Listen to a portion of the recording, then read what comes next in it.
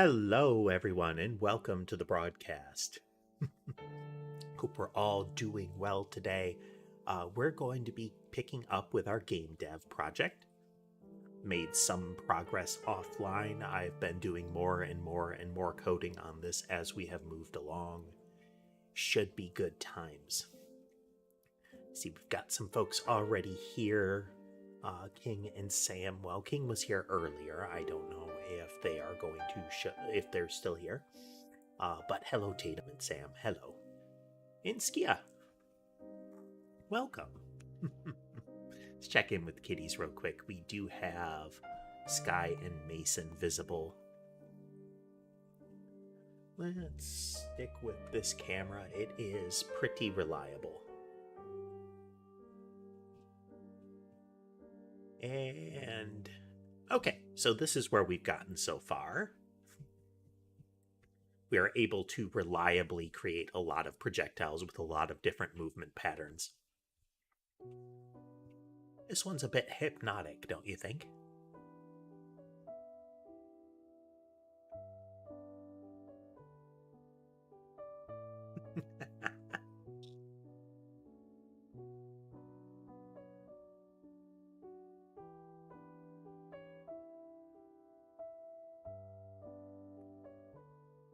So, what this one is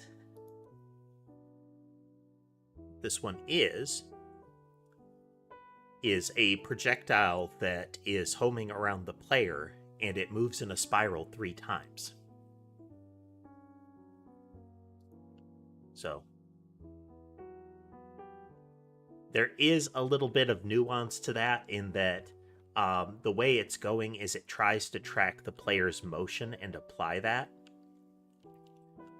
So each individual one that's orbiting is pushing it off further and further from the player.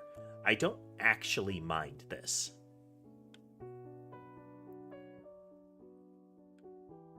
If it was just one orbit, it would be able to track the player just fine.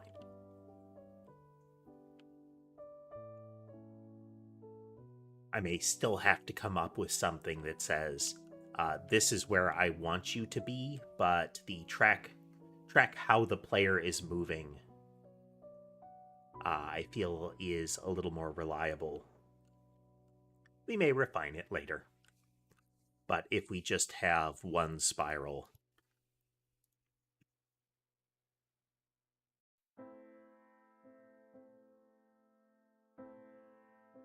like with just one spiral, they pile up like that.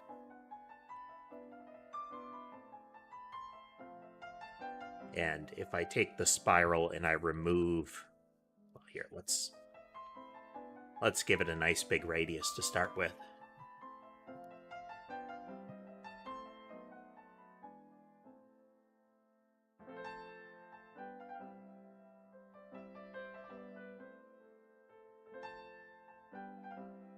And then we can also move in a spiral. And we'll keep it by default. So spiral on a spiral again. So we can see it's slowly moving left because I am moving left. And it wants to drift back to me.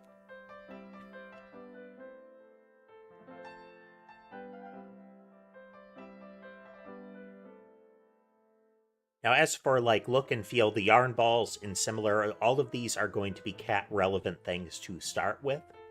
As far as other things we may add down the road, there may be some more that aren't, but those would have to appear later in a run.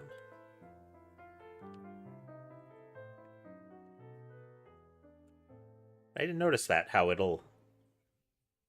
it drifts back to where the player is. That actually makes sense based on the way the code works.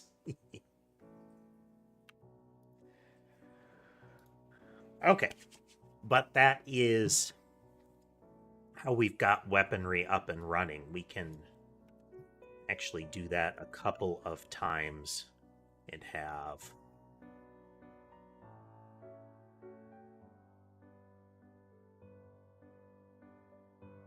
we could do entity template dot 2. We don't need...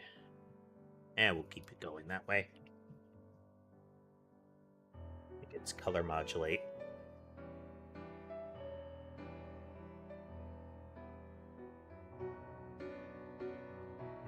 What's it called? Color modulate.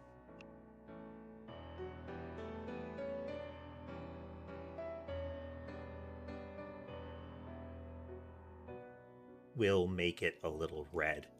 Hey there, Copper. We're doing good. Things have been going relatively well. Yesterday was a bit of a physical strain.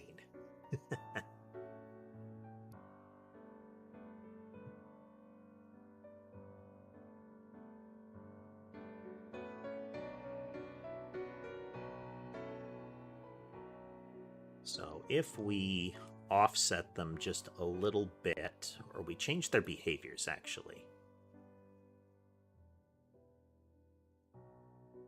So both of them have a 360 spread pattern based on this. So if we modulate them just a little bit.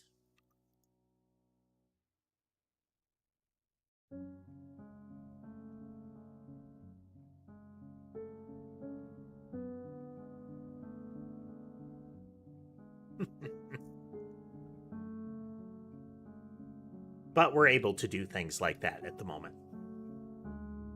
We can set up different entities, we can set up different templates, different behaviors entirely. So the next thing we need to start doing as far as the testing is concerned is have these spawners be rebuilt on the fly. Such that we could say, hey, if I add this, then it changes the following things. So what that's going to mean is we need a different set of collision zones here. I've got that in the game scene. Air zone, enemy zone, bullet zone.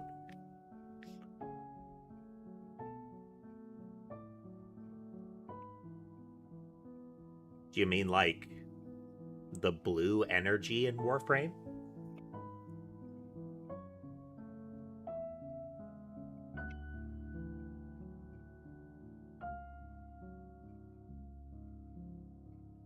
Or something else? So we have a series of spawners, but it's not really where they're going to live.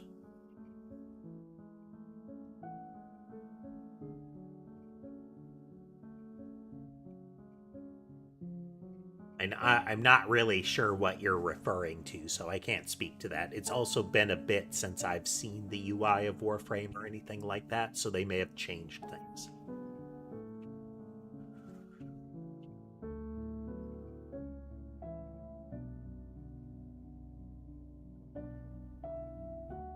But generally, if I recall, energy is the thing you use up for your powers.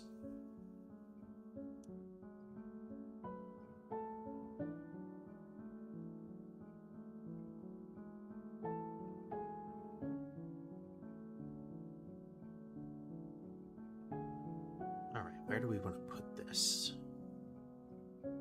We have a bunch of positioners and we have a bunch of movement types. And what I want to do for this test is to make it so that every time you touch one,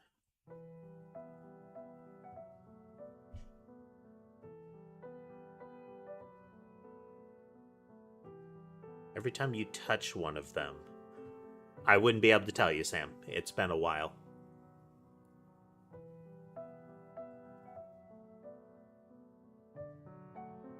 Every time you touch one of these items, we're going to shuffle what you have to change the behavior. Now, we still need to be cautious to have things in a rational order. And one of my thoughts was that a particular projectile always behaves in a particular way by default. So what we're going to do is we're going to start with the template of the projectile as it exists. So the homing mouse will always target a mob and home towards it once we get randomly target mob. I don't know how the yarn ball is going to operate. Yarn ball might operate like your throwing axe kind of thing, where it arcs up into the air and then falls, like off the bottom of the screen. I might keep it as just moving outward in a spiral with more and more projectiles. Who knows? Excuse me. But for the time being, we're going to have that as a default starting point. So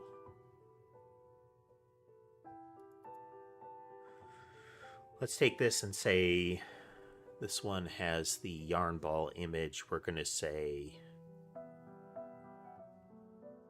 each of them will spawn on the player. They're going to have no default pattern. They're going to target a random direction and move in a straight line. This is not like end state, but it is for testing purposes. And same with the yarn ball. It will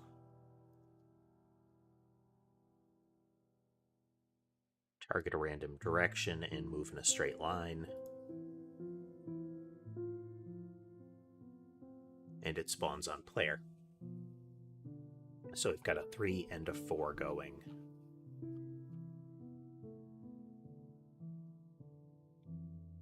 Remove that color modulation. We'll say they both spawn at 1. Make sure they're operating.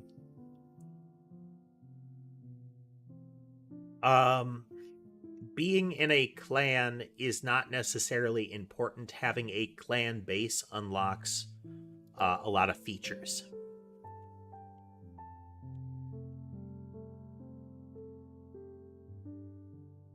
Okay, so they're functioning. It's weird. We'll give them all a 5-second lifespan just to keep it contained. Which should mean they get about 5 squares away. All of them should live about this far. Yep. And we'll put it at a nice solid 10. Means they should get to about the edge of the screen.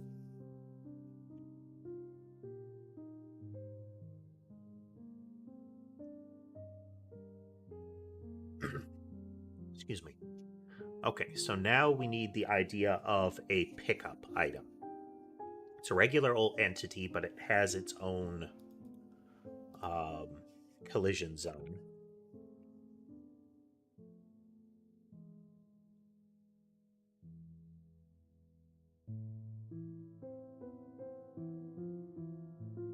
They're still entities. Their default movement pattern will be that they spawn randomly on screen. That's all they do. For the time being, we're just going to have them spawn pretty regularly so I can pick them up. The trick with this is going to be that each one of them... Oops, that's not how we do that.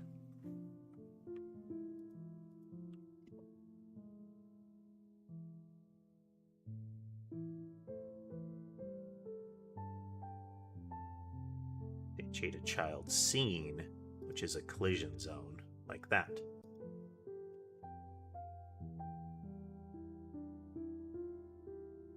So then each collision zone right now in the code for a collision zone,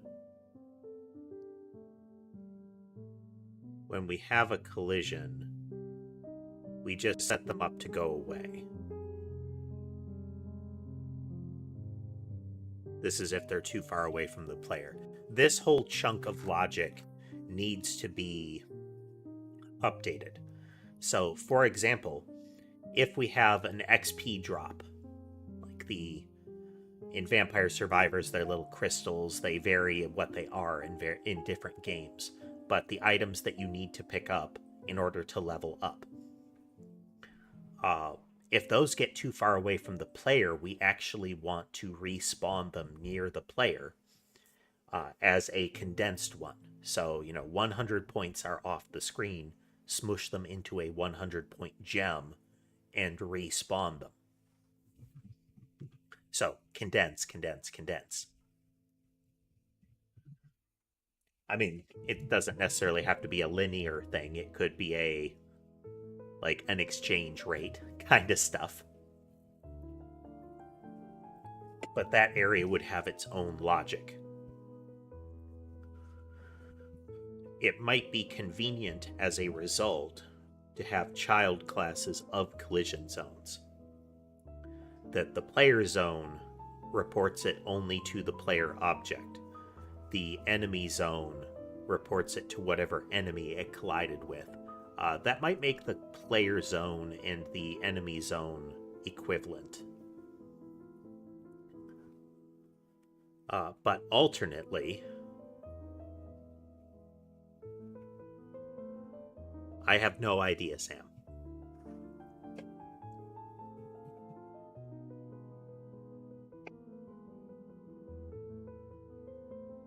Bullet zone, enemy zone, and player zone all behave very similarly.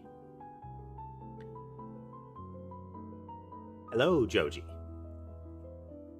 Welcome. Ooh. Scratch.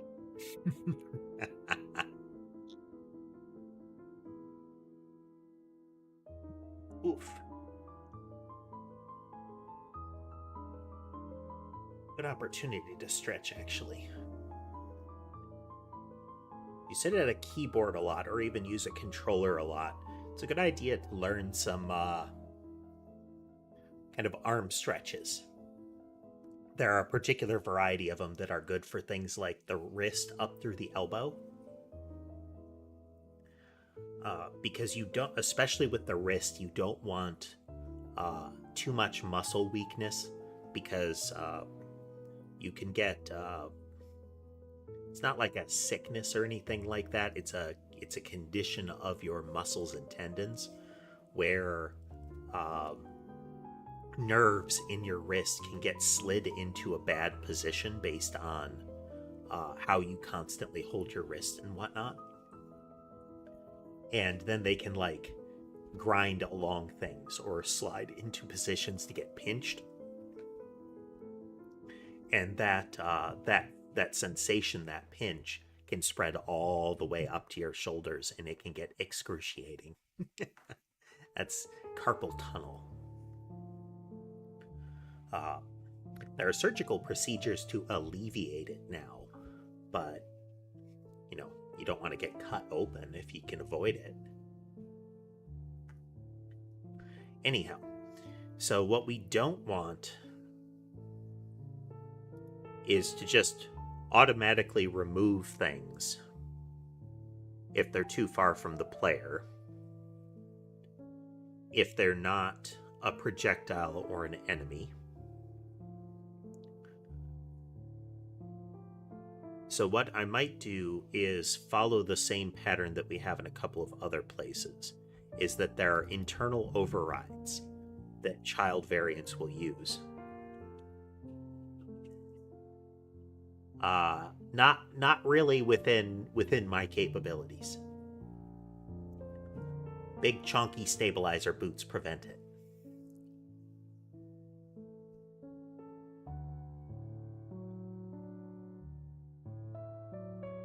So don't draw them if they're out of range. I think it's still viable. On collision needs to be handled by the specific area. In theory, but I think we could actually just inform both that they have been collided with. Hello, random guy.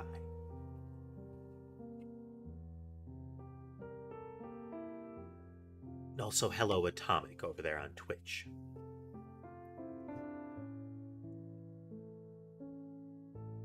So we have our local on collision. I think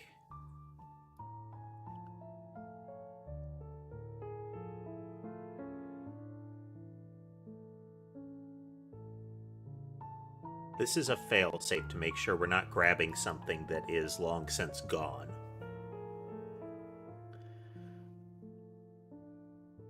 I think we should always have an entity say, I have been struck in this frame, or I've been touched in this frame. Don't react again. So until a whole physics tick has come back around, it doesn't refresh its collidable state. We could always extend that, to have iframes.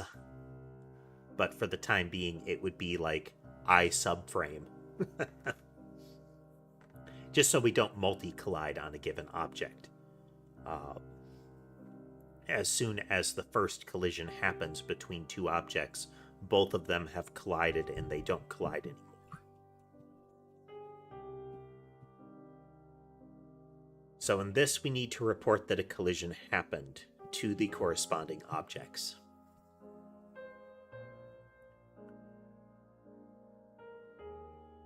Then I think the player needs to track their spawners instead of having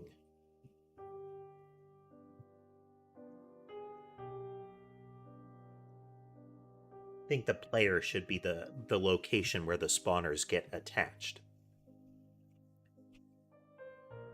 Because then also when we remove the player, it can cascade down through the spawners. Perhaps you should address the individual in particular and they could answer.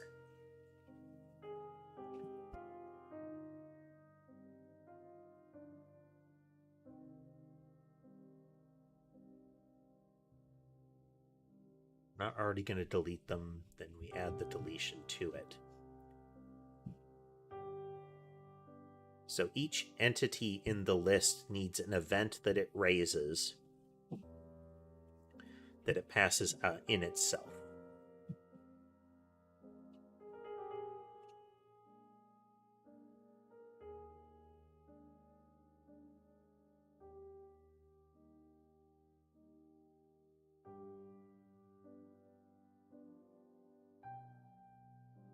I think a name Gavin sounds familiar.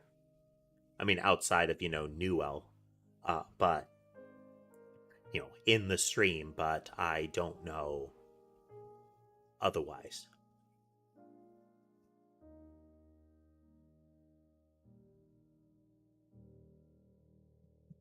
So this is where we get the particular entity of the collision.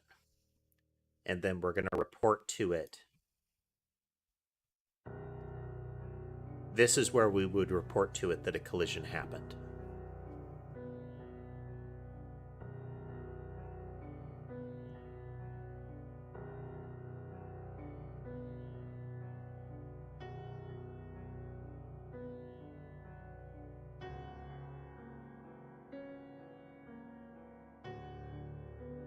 It's unclear what you're attempting to convey there, Gavin. Your question has been addressed.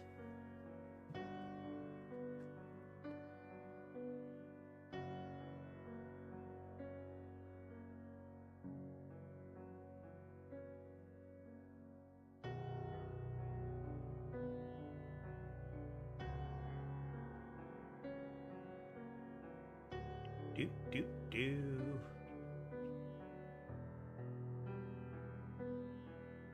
Easy enough to deal with.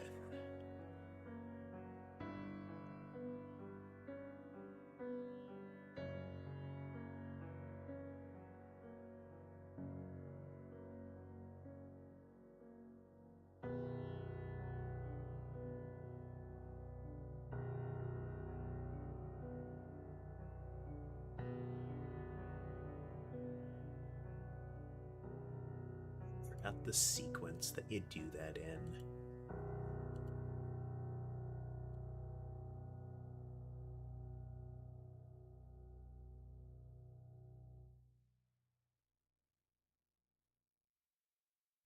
Done and done.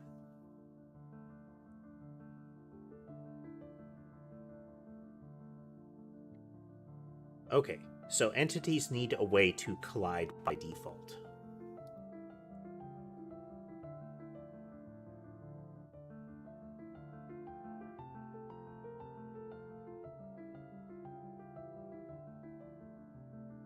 So they're initialized. Let's just collapse some of these functions here. Don't need to create the movement chain. That's not what we're worried about. It's movement-based, movement-based, movement-based.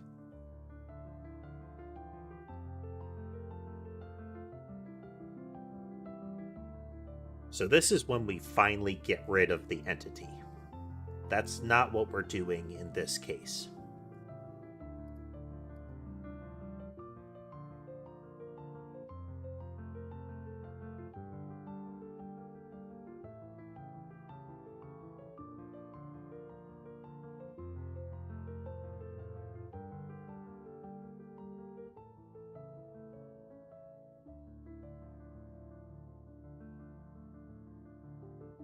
There are elements to the removal interface that prevent it from being reliable.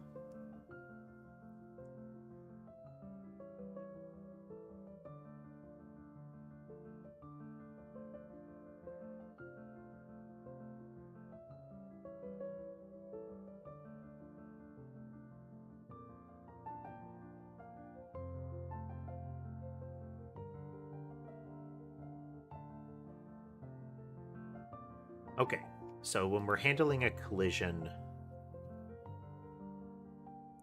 we need a colliding entity.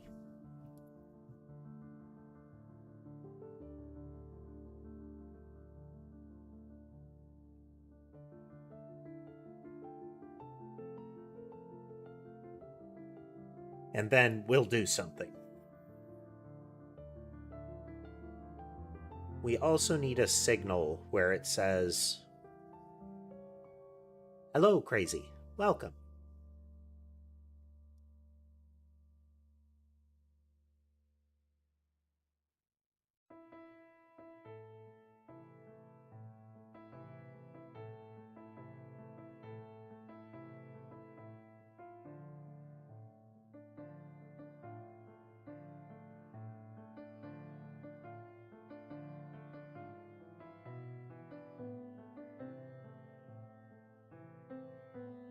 If you are in tall format, sometimes it doesn't do what it's supposed to.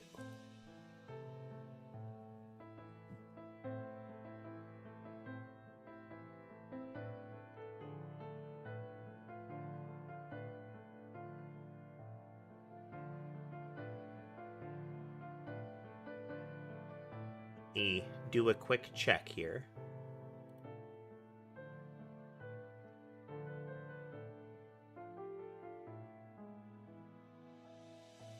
Okay, the URL is correct. If you can get the URL and load that up, the URL is correct, but it may be that tall format is preventing it. Hello, Demon. Welcome.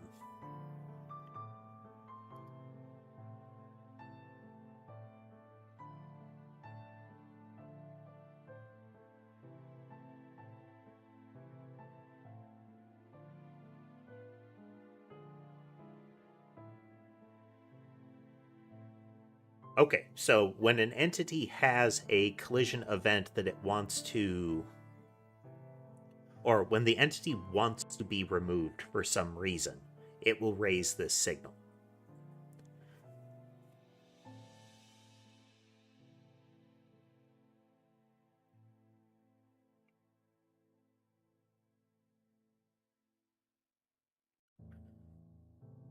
Which will remove the deletion protocol from the collision zone itself. And instead, when a collision zone gets this message, it will add it to the entities to delete collection. If it can find it, or I'm sorry, if it's not already in there. because it verified that the entity currently existed in its collection accordingly before it reported the collision.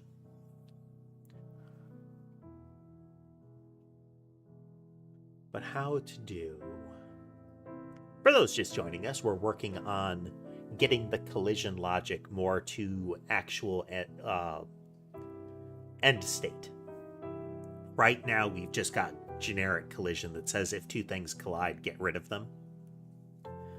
Except in the case of the player.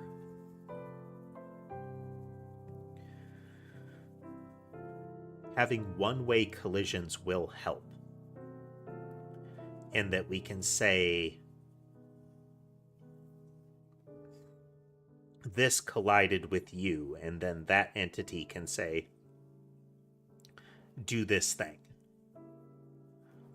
Because the player doesn't really need to interact with things when it collides with them.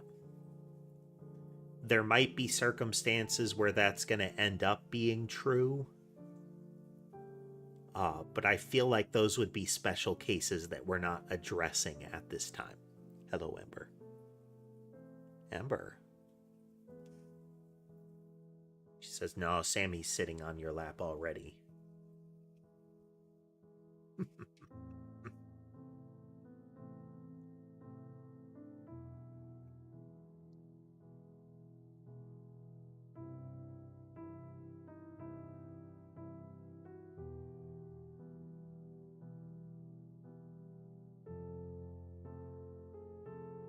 Because we could have a child object that we could also inform of a collision.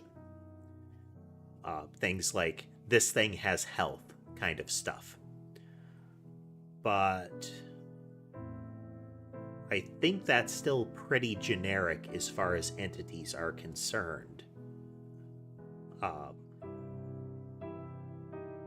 We could still have extended objects, because pretty much all of this is uniform.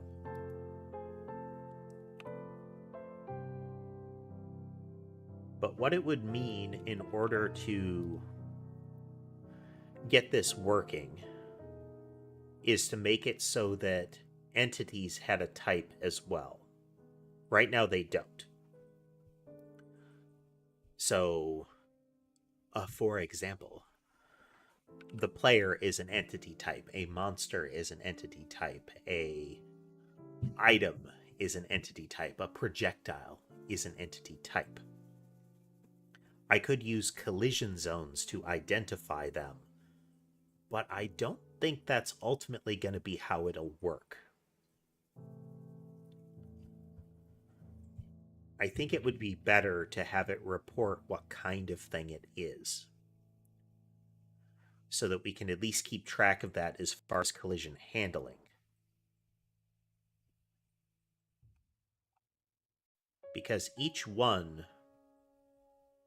individual entity is not going to handle its collisions by itself or uniquely. The yarn ball doesn't have a unique collision. It has patterns of behavior that we will get to.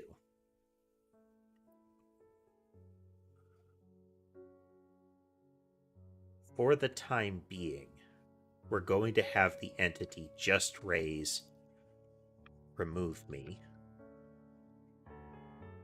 It's raise.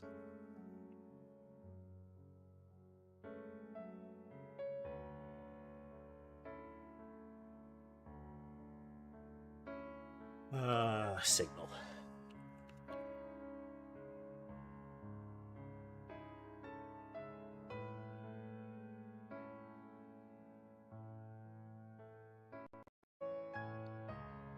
That's...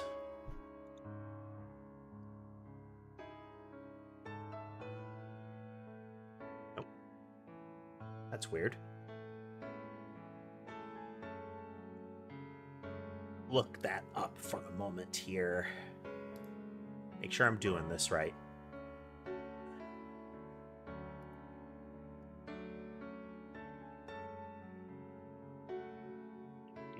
Do.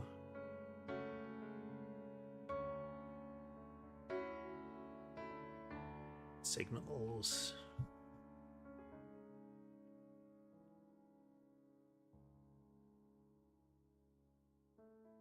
It's how we connect to one.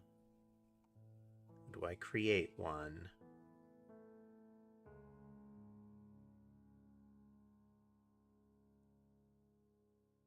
Signal.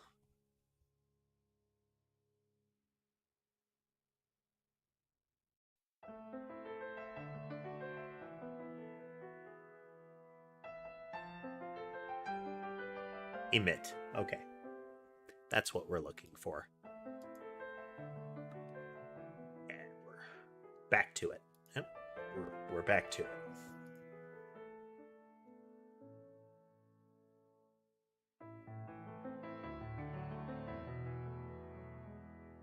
Ow.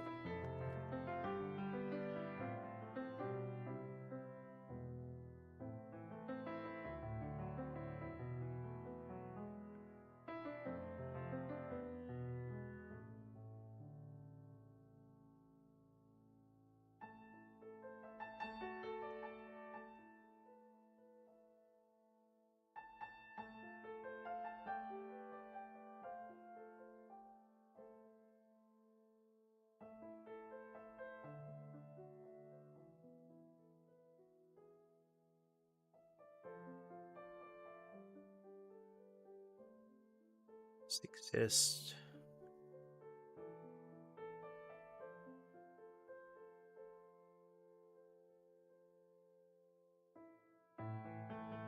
Hello, Turnip. Welcome. We are getting our collision detection updated to move it out of a universal handler here, since we're kind of past that point.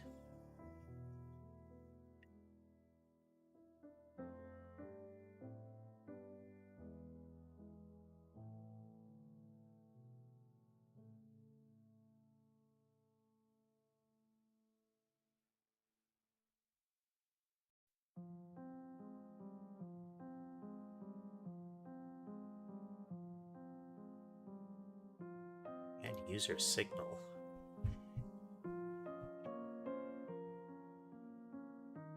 Huh.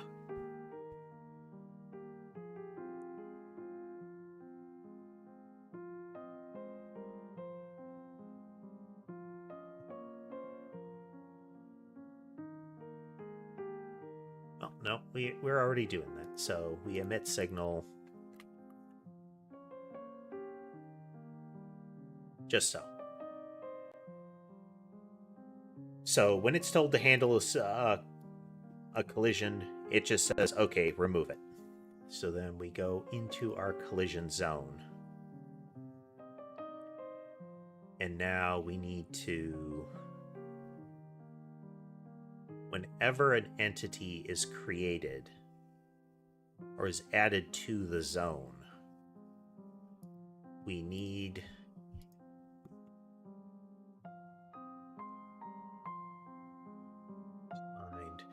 we need to register an event. So here, we add an entity to this area.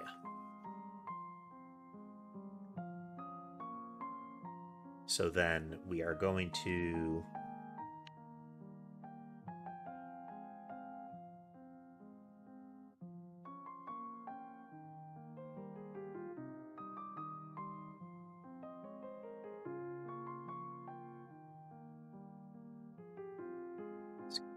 be on entity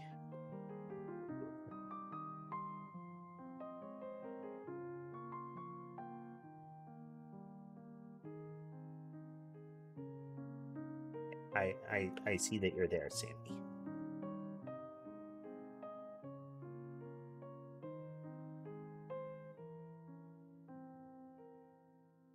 Okay, so we add the entity, and that entity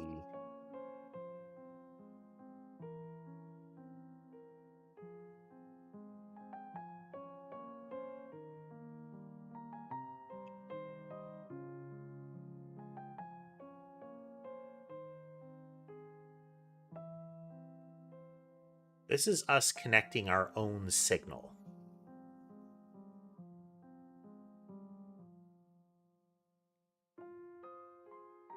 So if we connect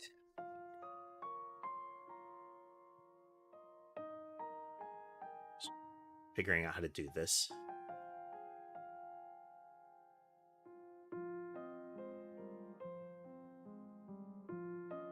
Okay, we're going to tell the entity to connect its signal to our function.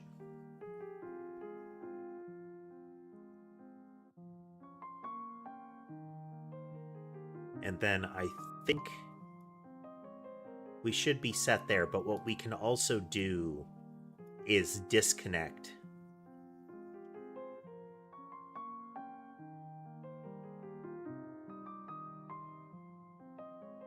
Okay, so we're going to do in the collision zone. If not is connected,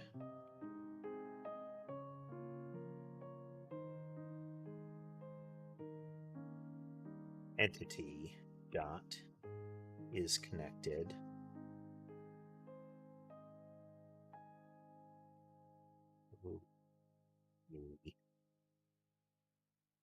to callable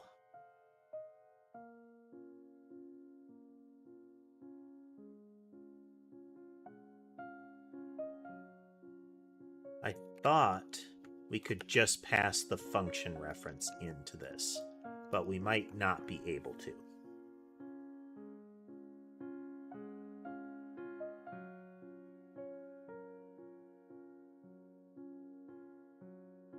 There are many kinds of fish in Warframe, Sam. There are also robot fish in Warframe.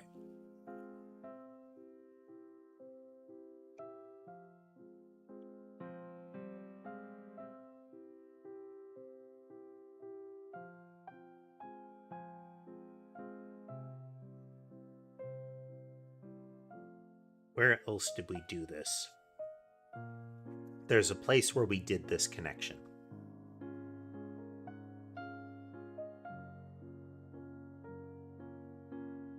Is it in game?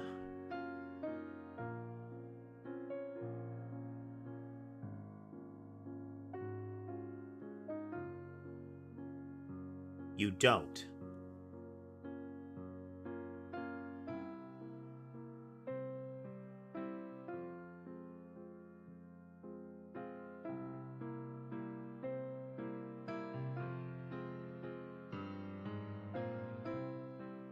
No, we didn't do that there. It's not in movement.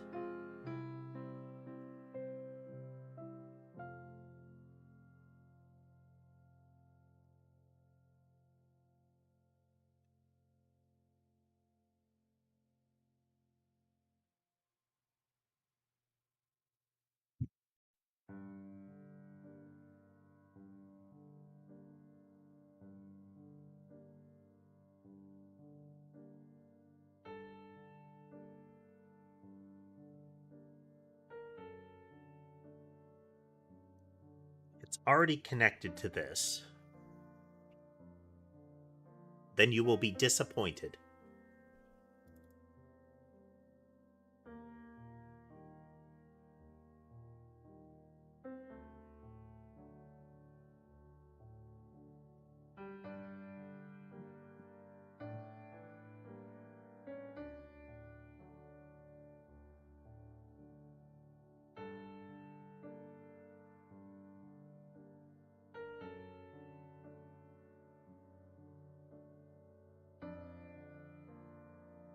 We could pair this.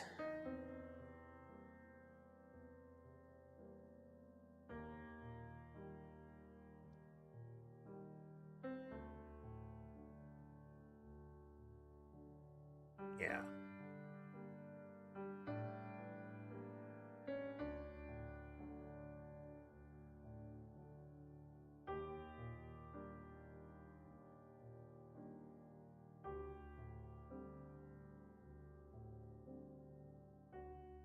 So you have an on collision right now.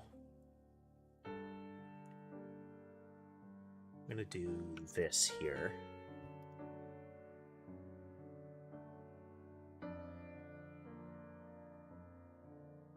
Making the game is moving along.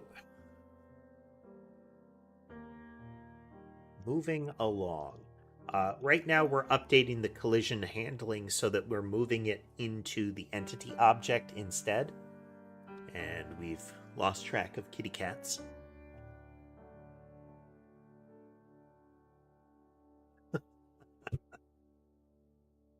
Sammy looking up at the camera for a moment there.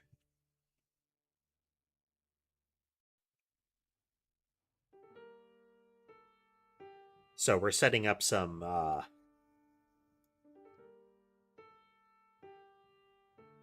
methods here. Can we actually...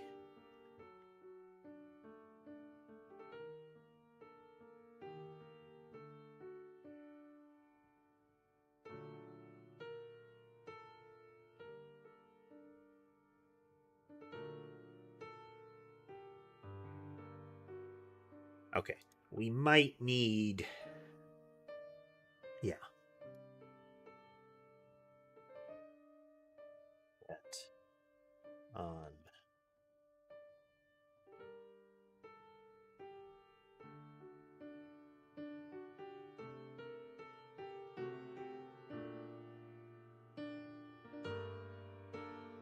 turns a callable...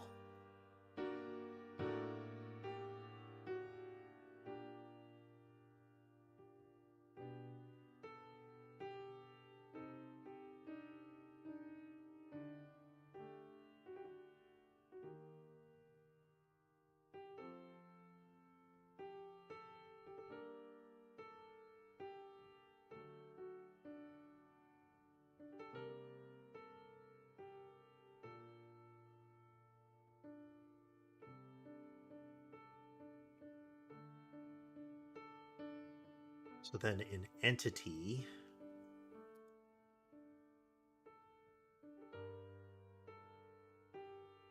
up by the signal,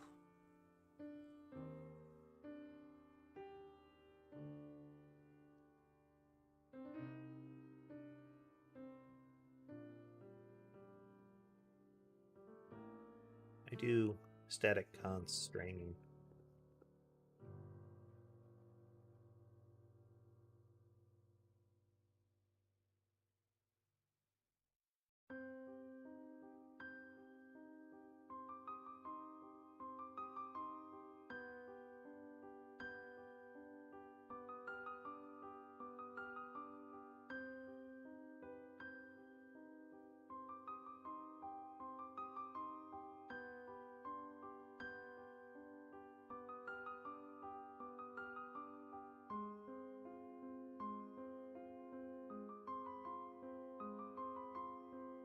So then in the collision zone, we can do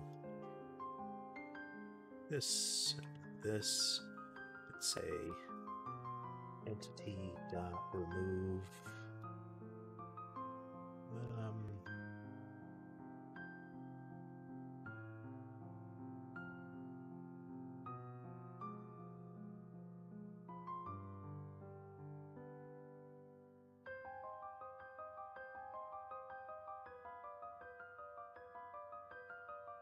Need to remove the reload the project for this. Let's try it.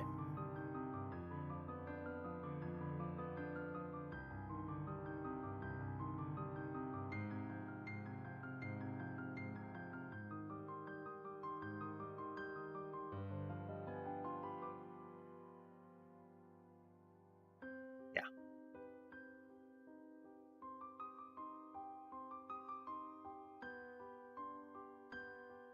Then we call connect with this.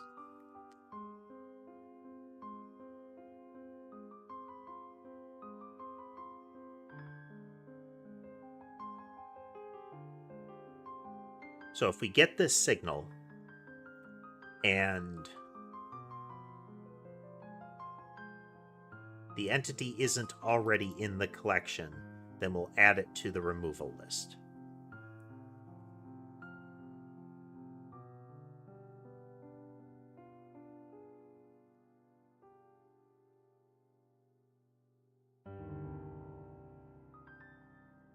Entity dot handle collision.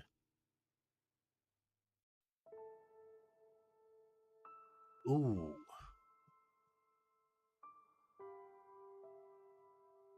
We don't know what the remote entity is.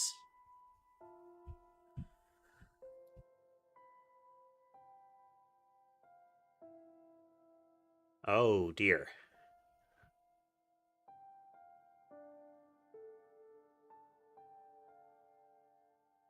Okay, we have a remote area, which we know is a collision zone.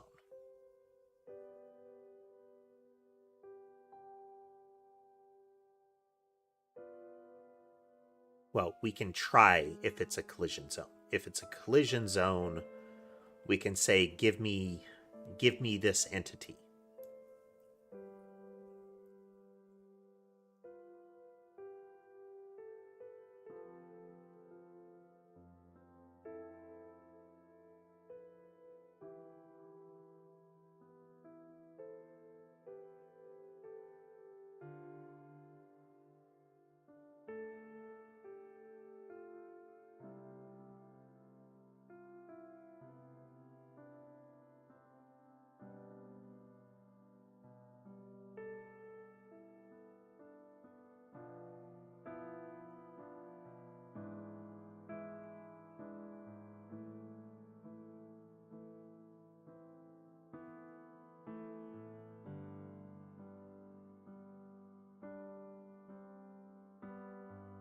Know the area as an area 2D.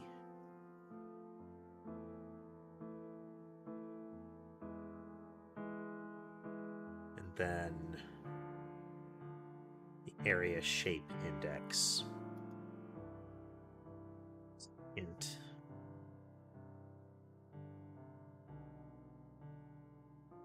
I think this will still work if we do it this way. I'm just going to go in and specify them to force it.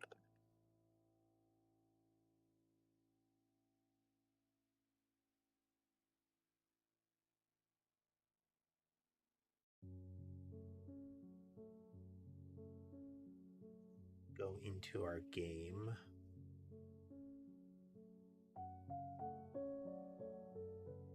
Instead of 2 projectiles,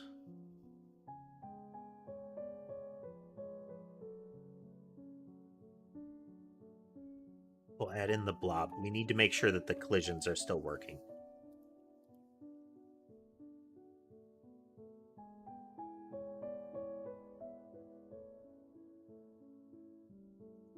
Need to make sure that we have actually updated the blob. Yeah.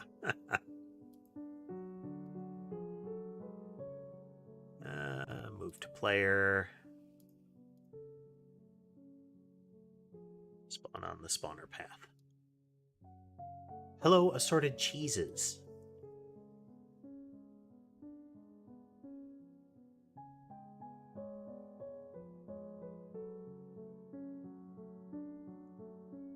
Not spawning blobs.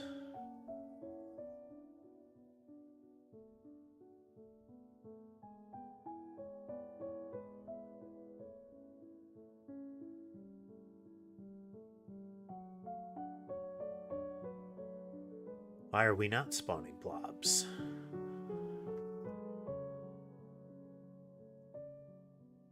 Oh.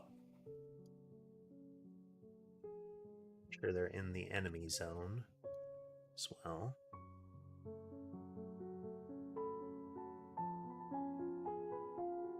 Okay, we're still only spawning mice.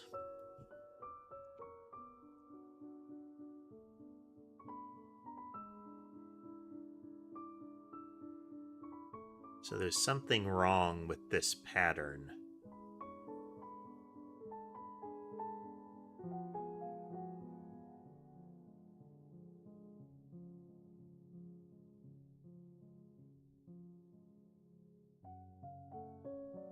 Let's make sure that we haven't broken one of the spawn types.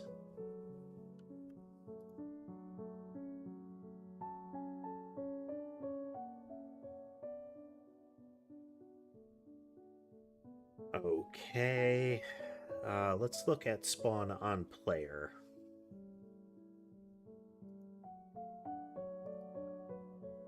And then spawn on spawner path. Let's close everything here for a moment.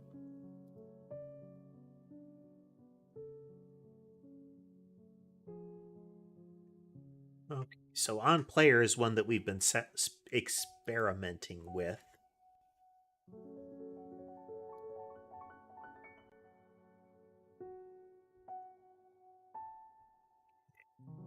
It needs a done adjusting.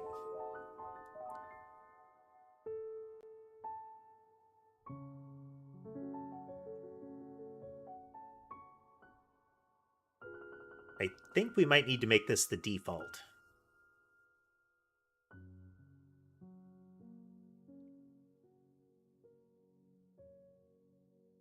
What is the default on a positioner?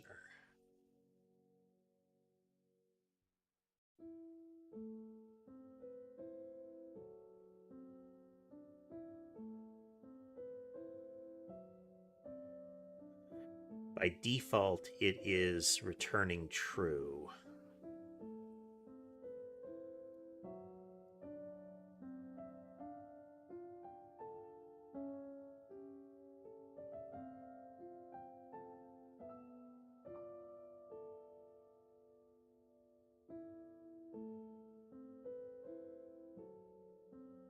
Might be good to make a spawn on child, but for the time being, we'll do this.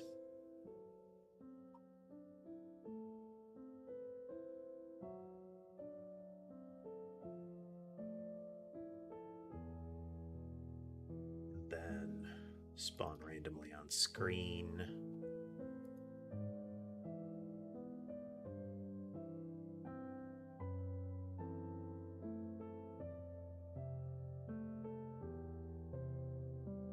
Hey there, aviation. Okay, blobs are spawning. So now we can go back into game and we can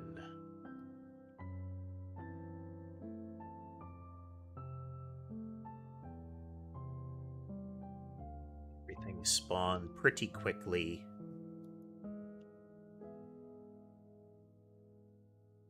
Run over here. We're going to get a collision to happen. Okay, blobs are popping still. Okay, so now we go into our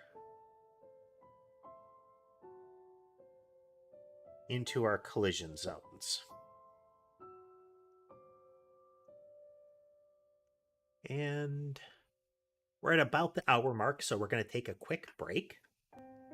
For those that are watching and haven't already, if you like what you're seeing so far, consider liking, commenting, and subscribing. It'll help you see more stuff like this in the future. With that said, though, be right back.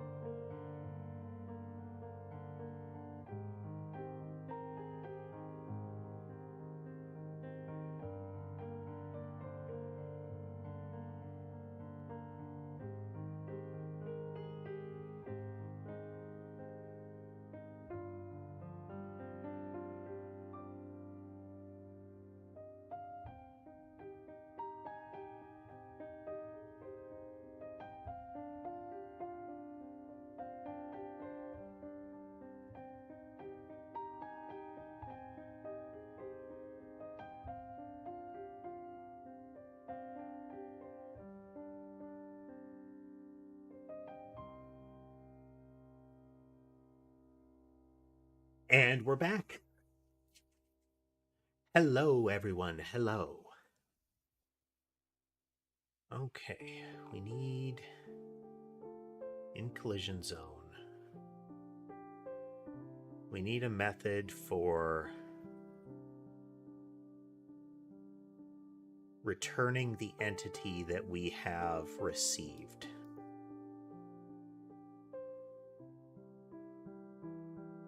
So what we're currently doing is we're using our area RID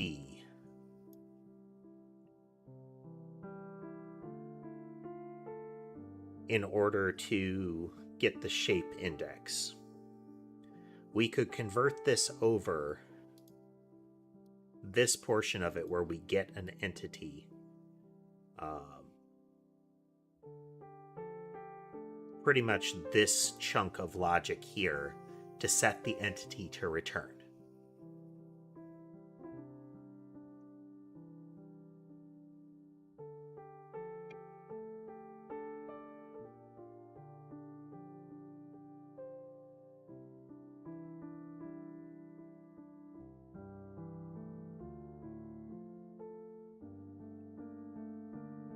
So this is we get a local collision.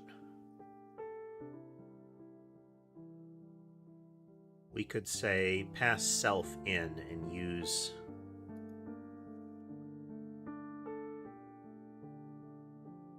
I'm going to say RID as an RID because we know our own RID when this happens. For those just joining us that aren't familiar, we are currently developing a Vampire Survivor style game.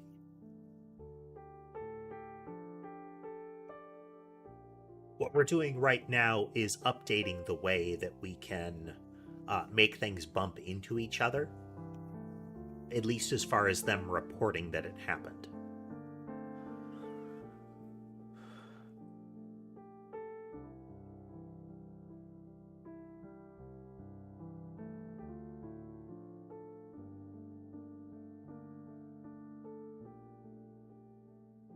We would call it on the area. So we would actually just do this. And we're going to go in and get all of this stuff. Let's see, pass here.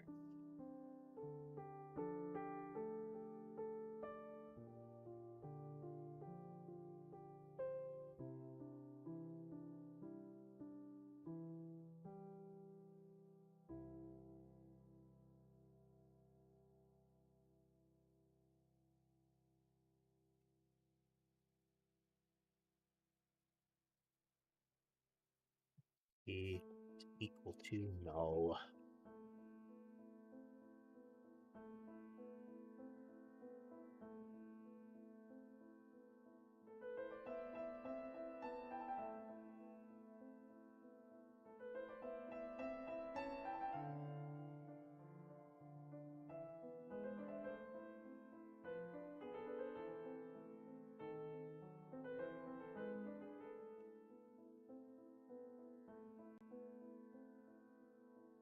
Now we need to cast the collision zones because what I don't want is accidental collisions on a zone that isn't a collision zone here.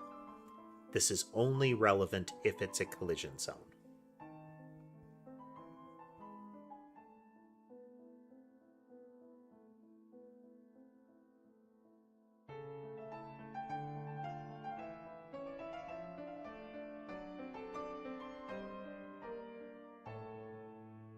So we get our local entity is equal to get entity.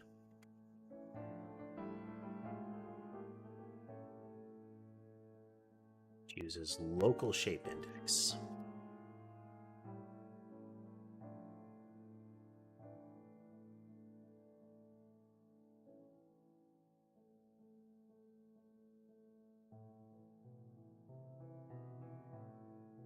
We're also going to need the local shape RID.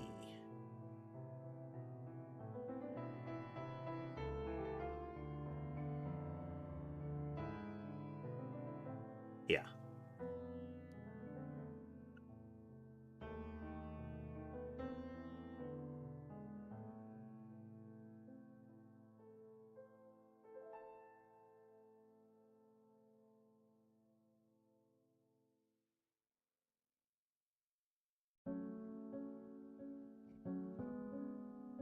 So we're going to change local shape RID.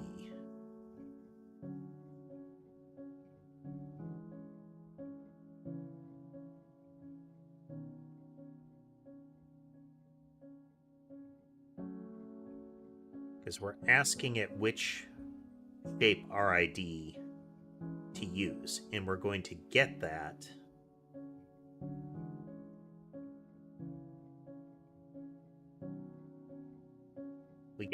here, though.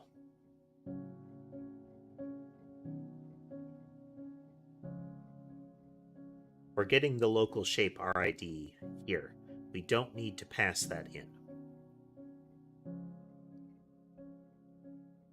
We're just telling it it's your third shape that we collided with.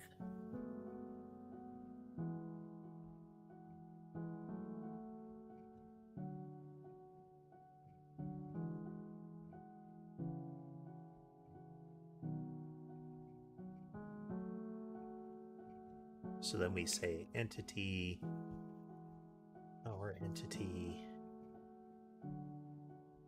then remote entity.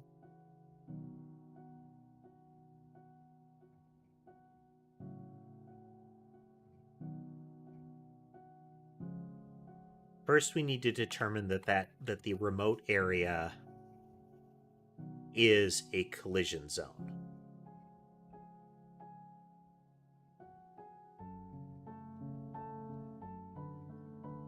This could lead to problems, but for now, we're just going to force it.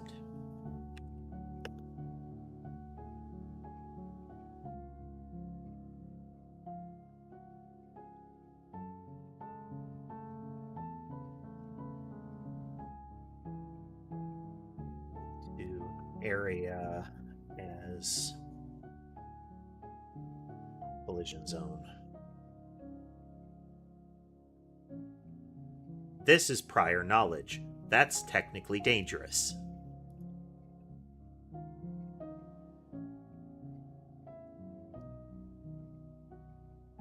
As in, this is assumed prior knowledge. We are assuming that this will be true. It might not be true. Hello, Fanman.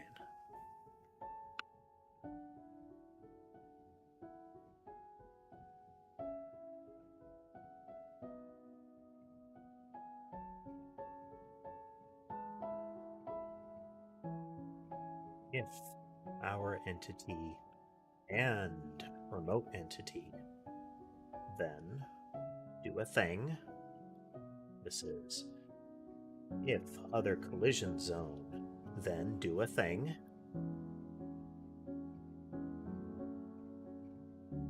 So then we'll say our entity dot handle a collision with remote entity.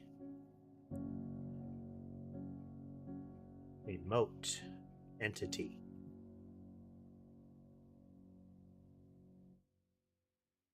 Testing. We're doing some game development, Fanman.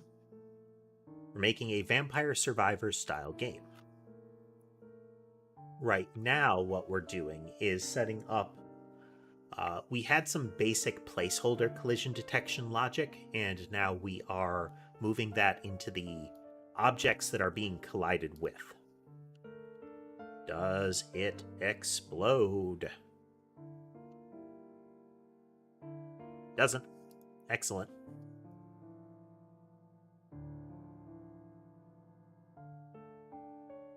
So then here, we delete them, and then we're going to say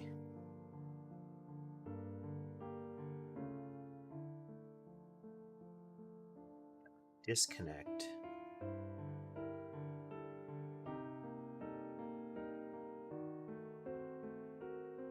Move signal name dot get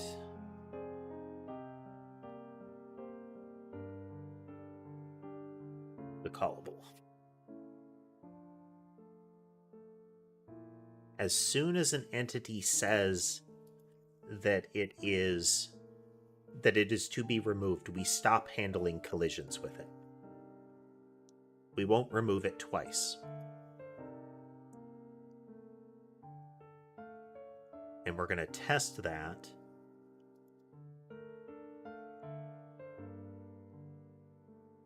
by adding a lot of projectiles at once.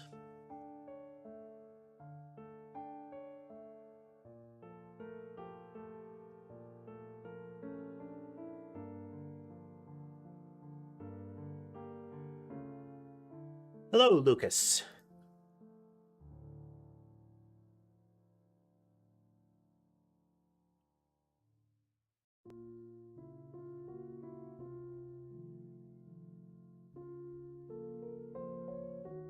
Interesting, we're not spawning many blobs at once.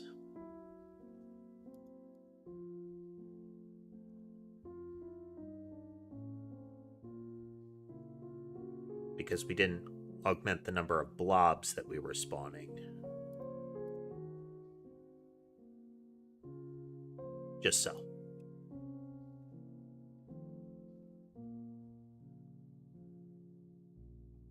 And I messed up that.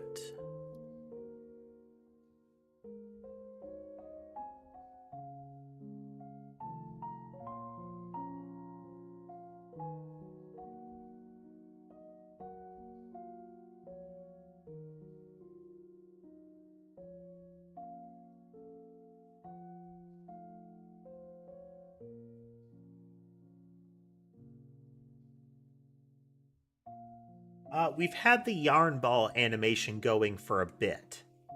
And we need more blobs. Way more blobs.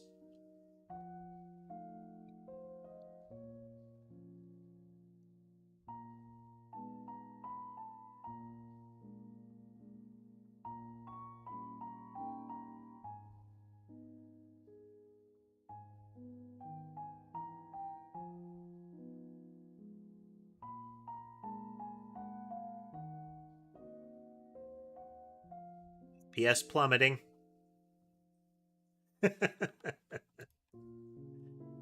Oh.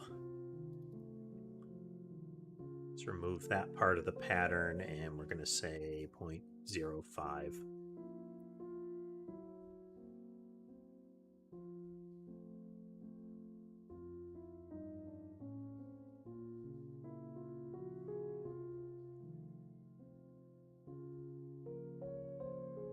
We'll make this even easier to test here. Do a 360-degree spread.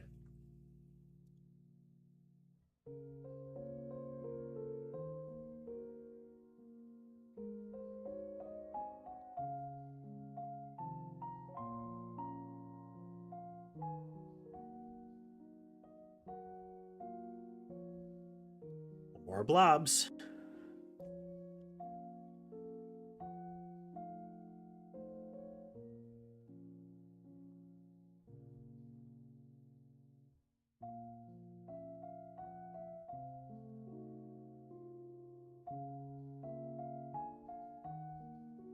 Okay, collision handling is now functional, where each of them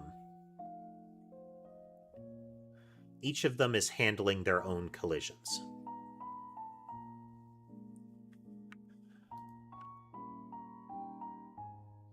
Okay, so then in an entity,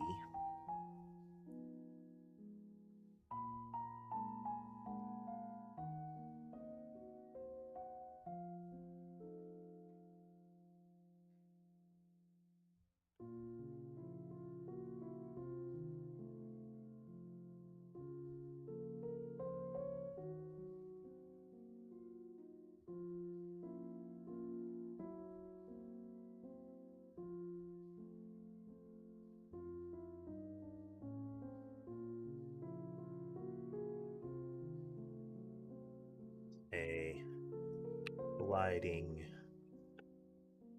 blue, not colliding, then colliding is true and emit the signal. Every time we move, colliding is... In theory, we could put it in draw. This is a full frame, but...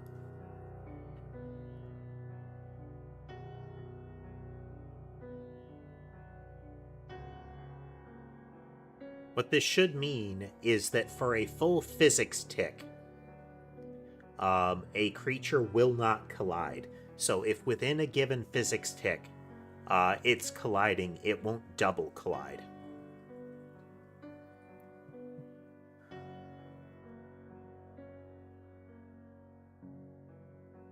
So if we make it so that the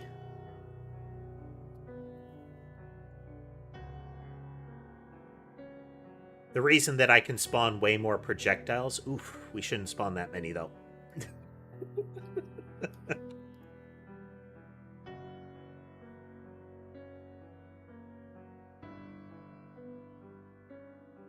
Oh, that's still too many on screen. That's what we want to do is we'll spawn fewer of them and faster.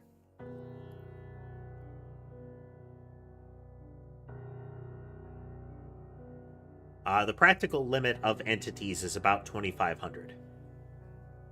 At about 2,000, we start to slow down.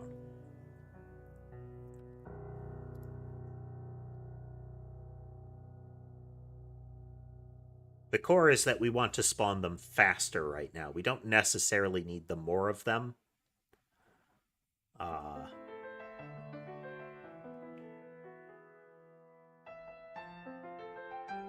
It's got kind of a fountain look to it, doesn't it?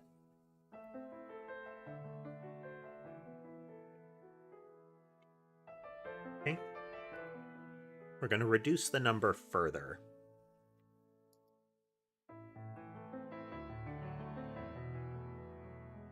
We'll just remove the spread. And we can spawn them super fast this way. 100 a second is what we're spawning. Yeah, they need to be slightly slower spawning than the blobs.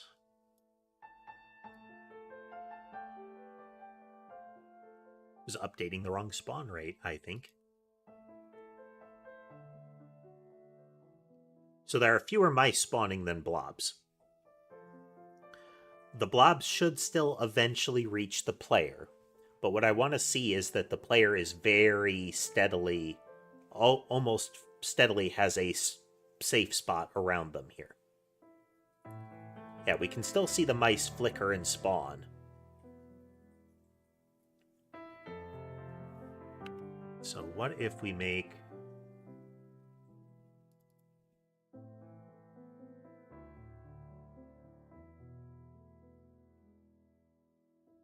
Oh, I don't have a speed multiplier set up.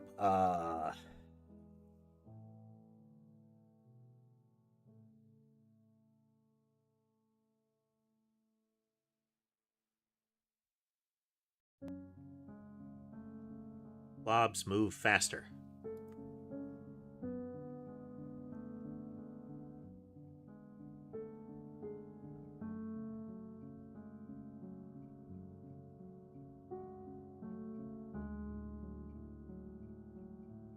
Now we can go into the mouse. What we're testing here is I want to make sure that I'm not getting multi-collisions. We're going to do... We want to get multiple at once. So we're going to do 10 in a starburst. But what that will mean is we spawn them slower.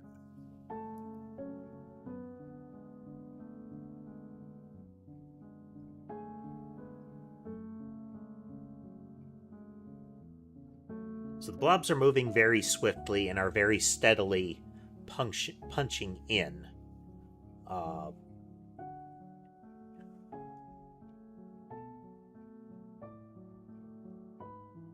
So the blobs should be on kind of equal ground with them. Then what we need to do is make this slightly slower.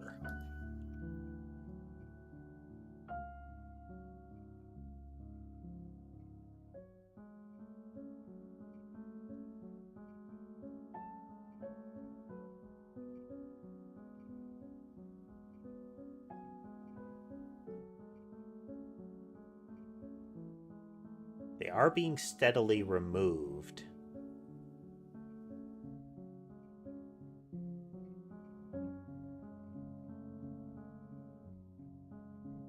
But I can't tell how many are being removed, you know?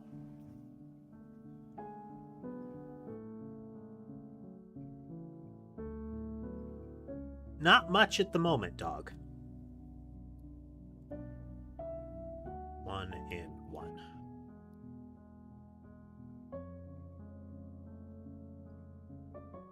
Actually, 1 and 10.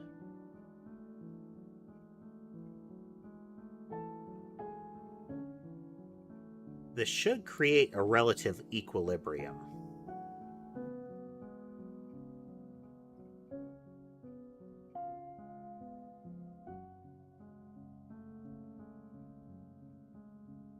No, we're still getting a multi-collision.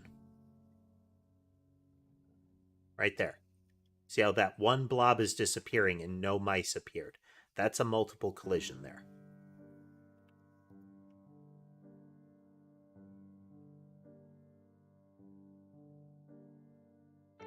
We need a return value to a collision. We need a way to determine that the entity that I collided with cares. Or that it counted as a collision.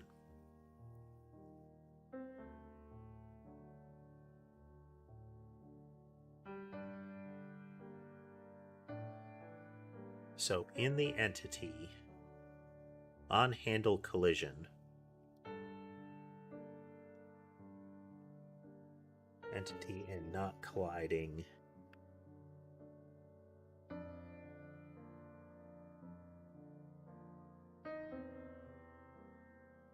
colliding entity and not colliding entity dot colliding. If they're not already colliding, we're not already colliding, and they exist.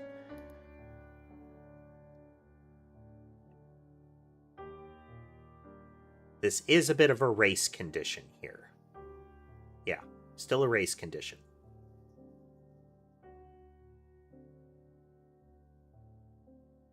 Because only one mouse should be colliding with that blob.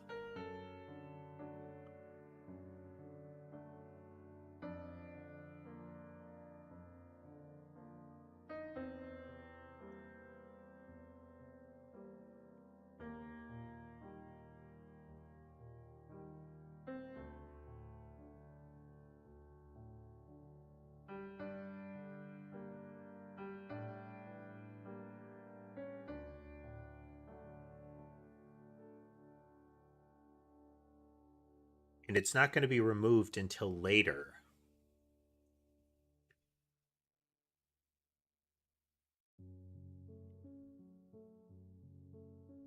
But we don't know when that signal is going to be handled. It could accumulate additional collisions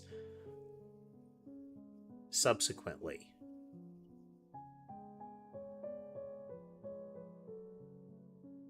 Just temporarily. Once it's collided, it won't remove its collision state.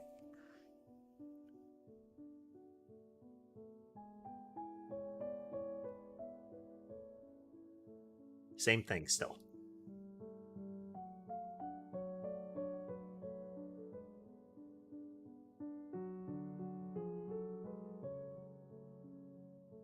What if we don't even tell it about the collision?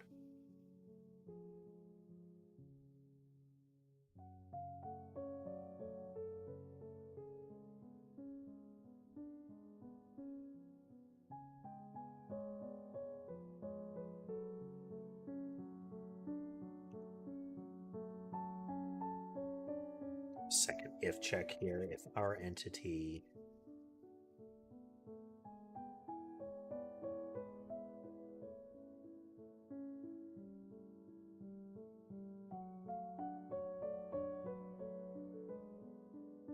vote entity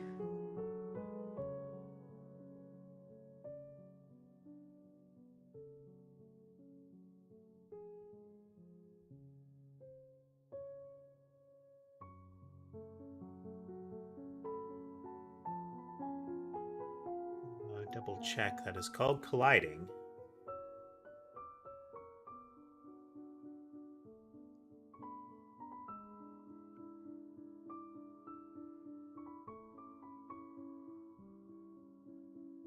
What we're working on right now is we don't want multiple entities to collide with the same entity in a period that it's been collided with.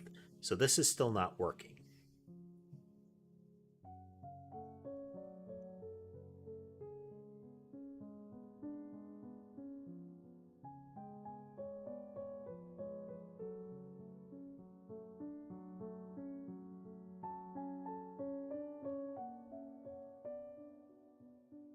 I'm going to assume Marome, but there's letters in there that I don't recognize, so forgive me. But this is just some piano music that I have access to. It's nice and relaxing.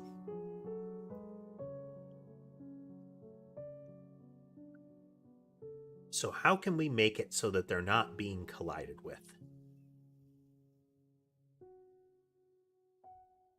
We're handling all these collisions at once. Everything is being processed in one big batch.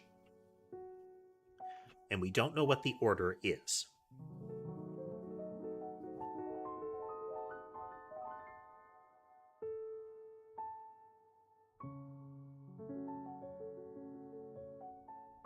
We've already removed them. They're not alive.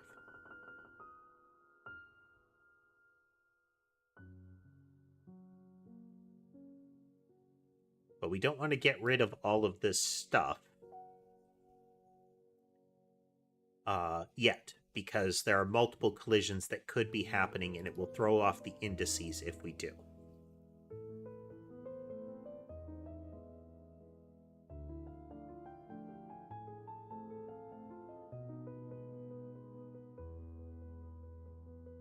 The disabling of collisions should be here.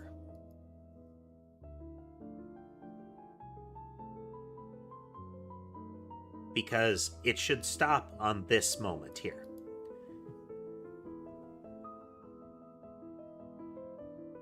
So we have to have a colliding entity. We must not be colliding, and they must not be colliding.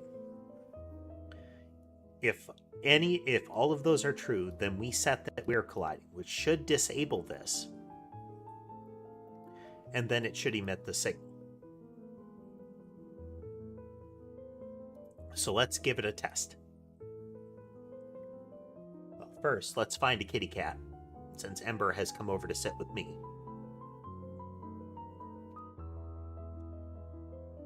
There's Sammy. Let's watch Sammy.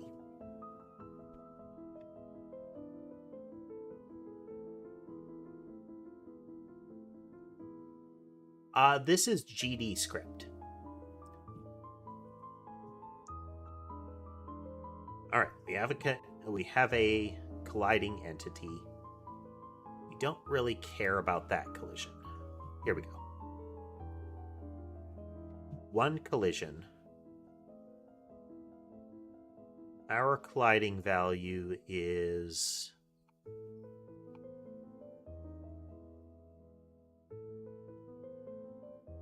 We are not colliding. And our local, our colliding entity, its colliding value is... It is also not colliding. So we can step in, we set our colliding equals to true.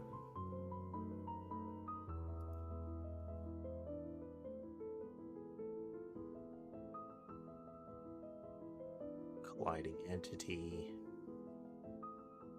Multiple mice are colliding is the thing.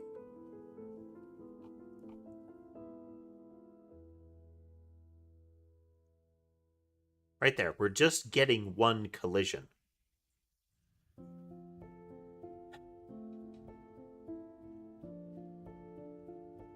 We're getting an immediate collision and none of the others handle it.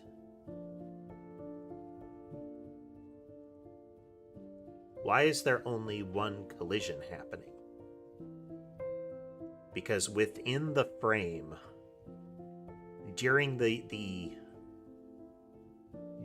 physics tick. Well, thanks for joining us, Morome. During the physics tick, we created a whole bunch of them at once. All of them are colliding at once.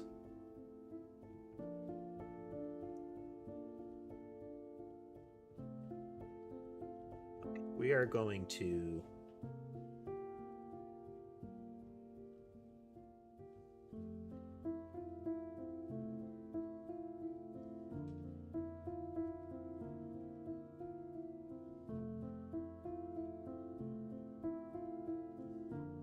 put some debugging in here. If colliding entity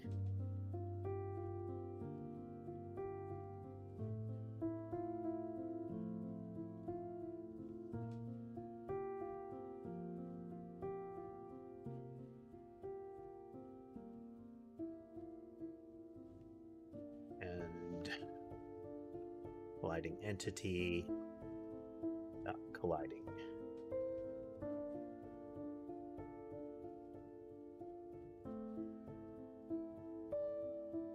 Wait,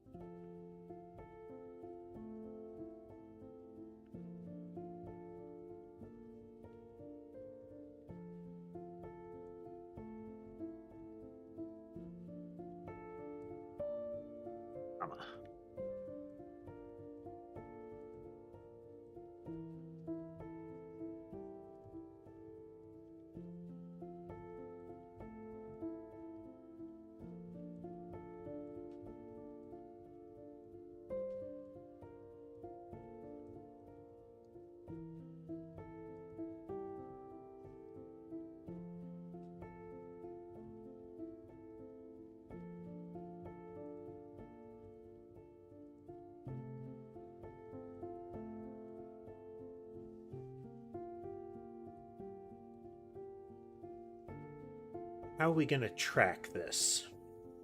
We know that extra things are being deleted.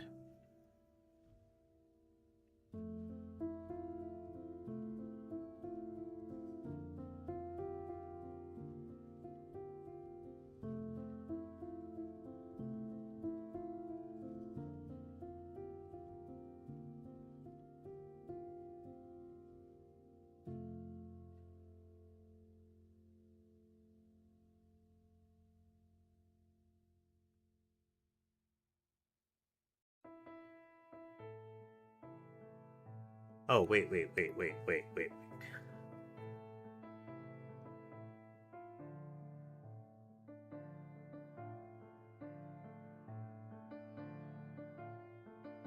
Let's check.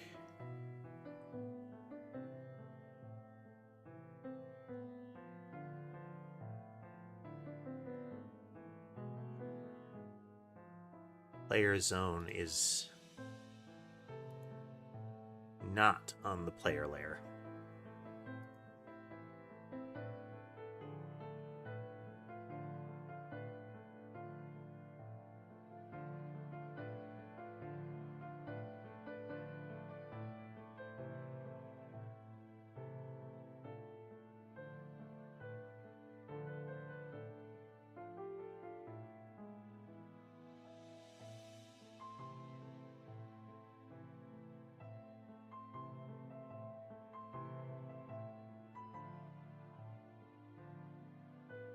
Now we're only getting...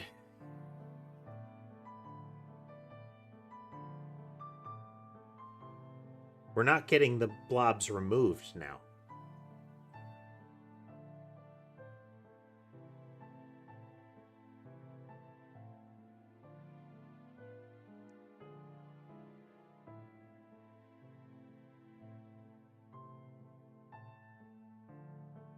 So we're seeing a flicker of 10 there, but they're all going away.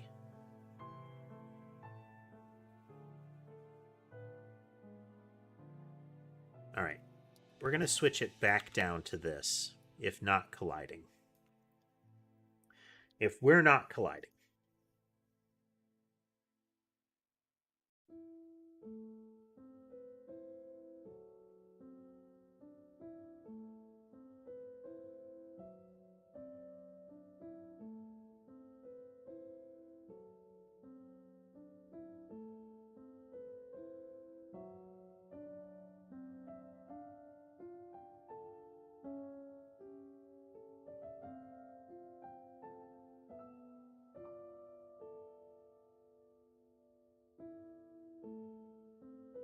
Let's slow the blobs down again. We're going to make the blobs slightly slower than the player.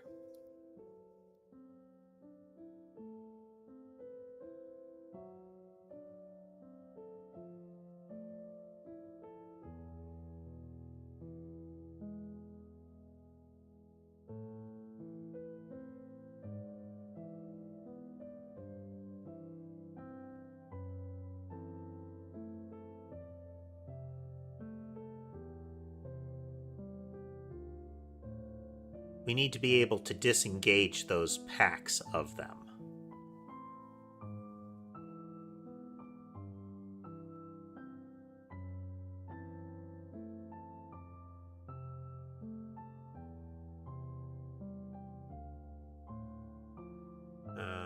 Let's spawn a whole lot more blobs at once for this test.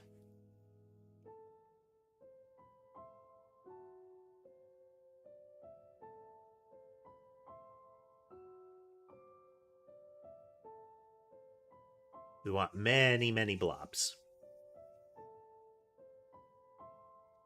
So the whole reason we're doing all of this collision checking is so that we can get the item pickups in. We want the concept of an item that you touch, or an entity that you touch, and then it grants the player something.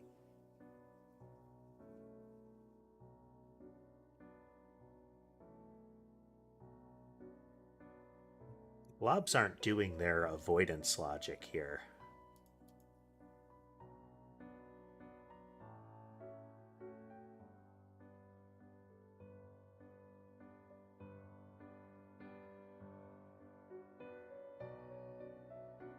Hello, William.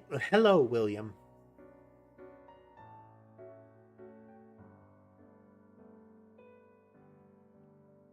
Why are the blobs not doing avoidance?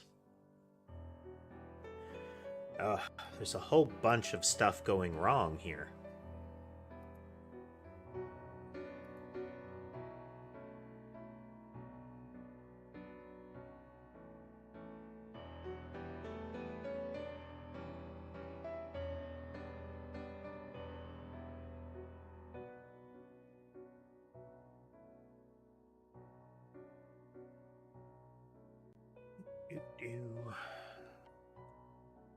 They should not be able to overlap like that. What's going wrong?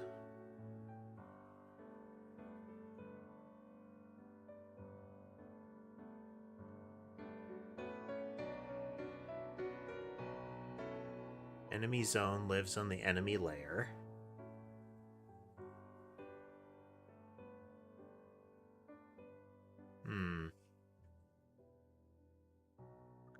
Think on this a moment here.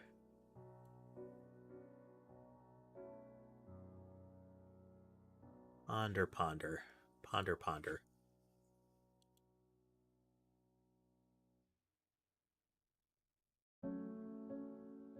Hello, Zephyrus.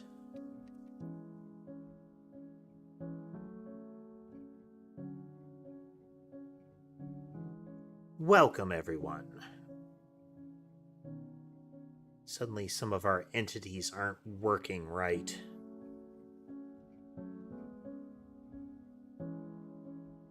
The navigation logic has broken down.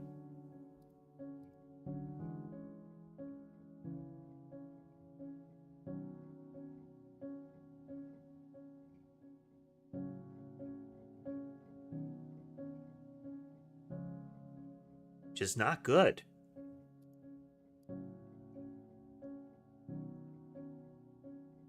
We had everything working.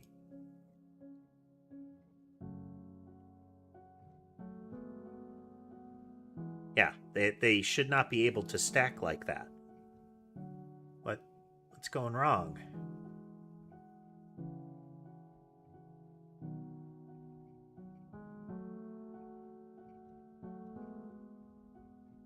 Because in the entity, when it actually moves,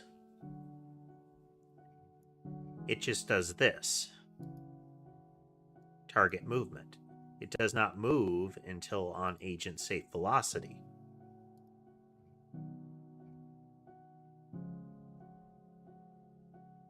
Yeah. So why aren't they getting their avoidance layer properly set? Or why aren't they obeying their avoidance layer? The blobs should not be overlapping with each other. Maybe the template has a missing piece?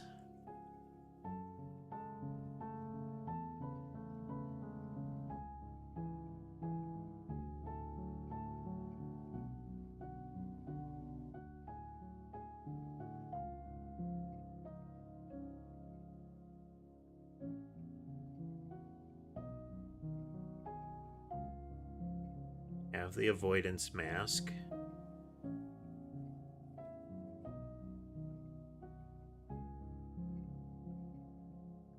Always passing in.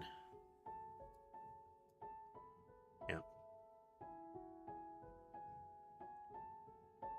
We could pass in its actual shape type. But we're assuming rectangles right now.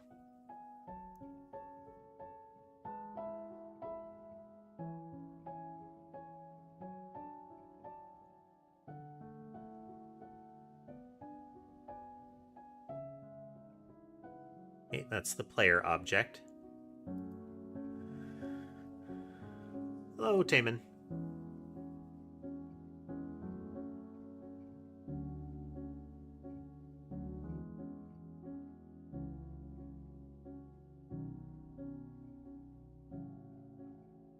Okay, so this one should be a blob.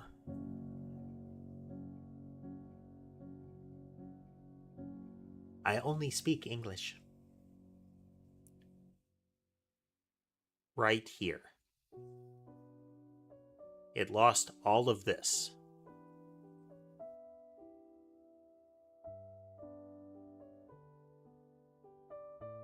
How did it lose its navigation collision?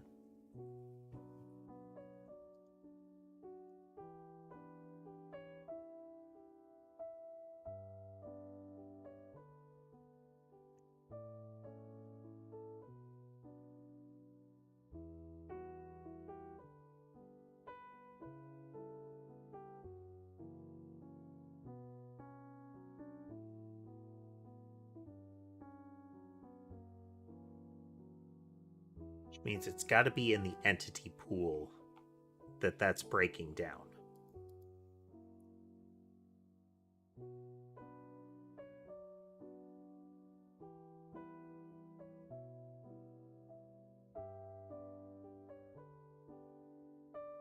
We're never applying the template copy stuff over it. It's going well, Bozy. I found a flaw in some of the entity handling here. Because we're supplying a template to spawn it.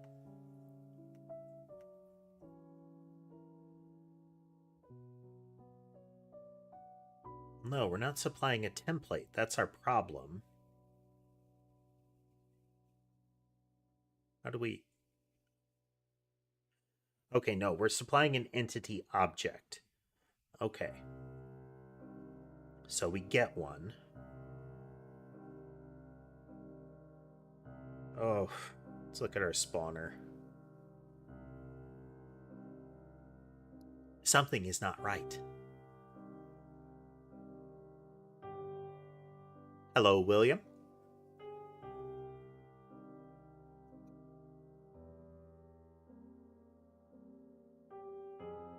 So we create an entity and we initialize it with the template.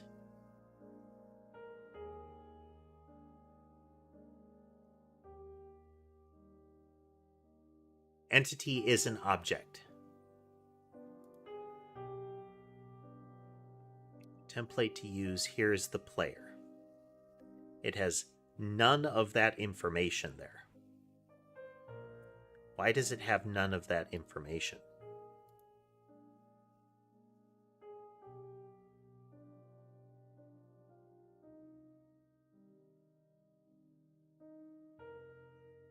We have something that's been working by coincidence here. All right. And I think on this in a little bit. I got to step away for a break. Just a moment, folks.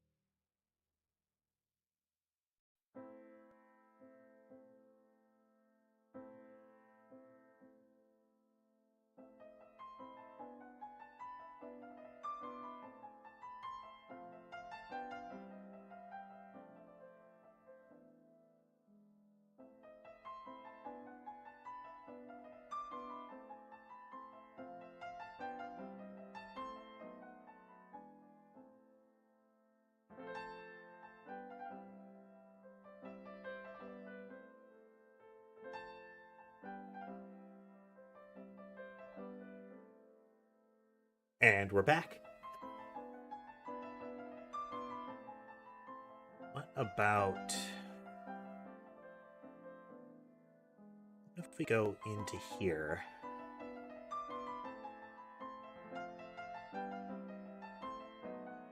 We're going to load the blob template. We should be able to see what the base template is. It does not have any navigation collision set.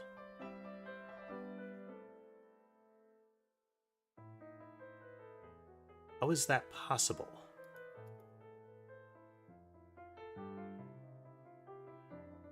Did I break something elsewhere? Because this has that data set.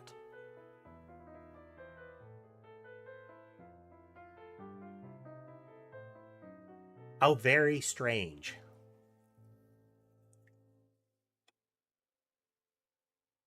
So entities are, these are template or resources. Resources are a special kind of object. Effectively, they can be loaded, but some of the values are no longer loading here.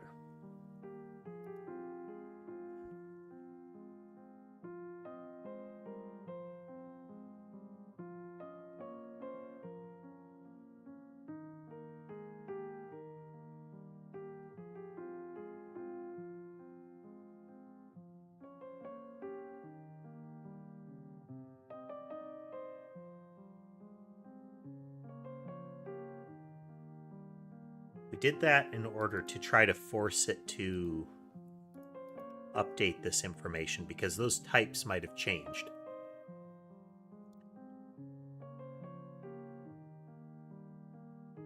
Oh, they're still merging.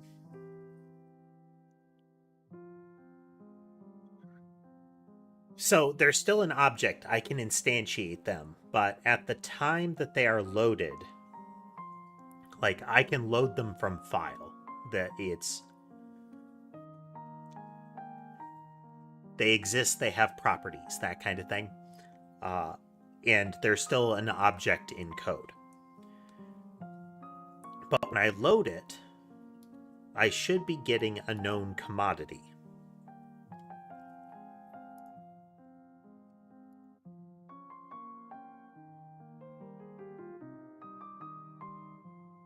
It's weird that this just began happening.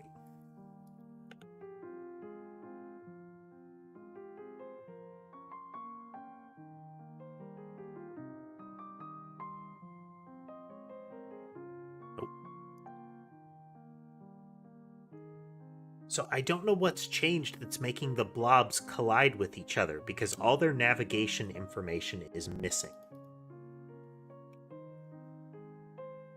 This stuff right here.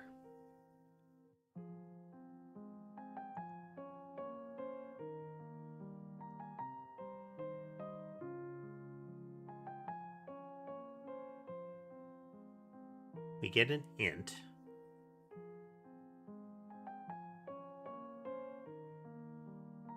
And the composite of that is the layering. That's...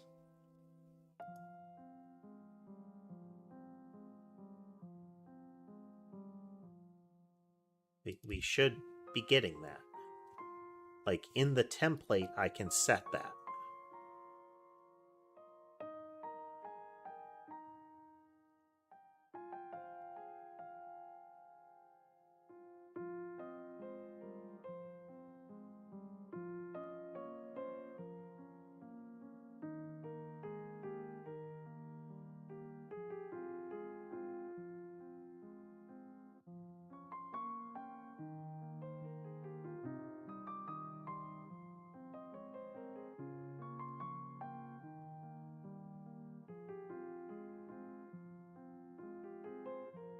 We are eventually going to store this stuff off, but for the moment, we are loading it directly.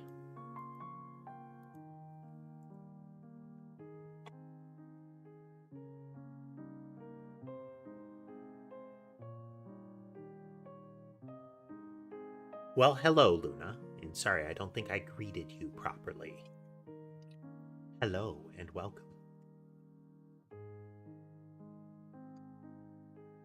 Beverage.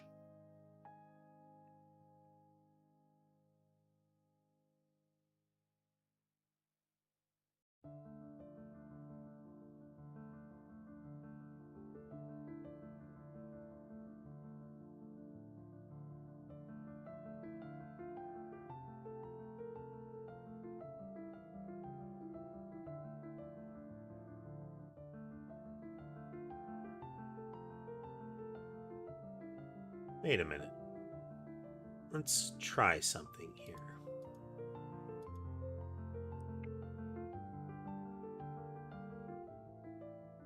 No, that's a seed. Well, thank you. I appreciate it.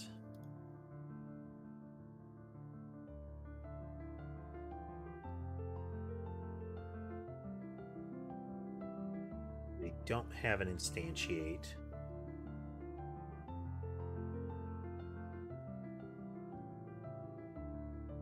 It's so strange.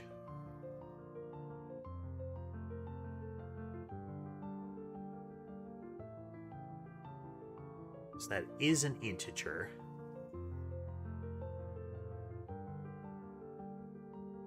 And it should map properly. But it's the fact that this isn't even being loaded.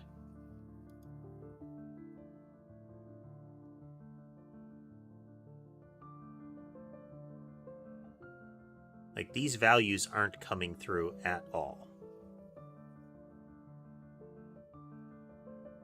Those are loaded.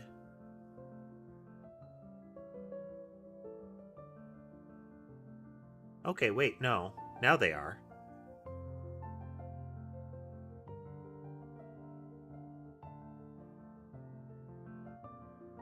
Like, there's a...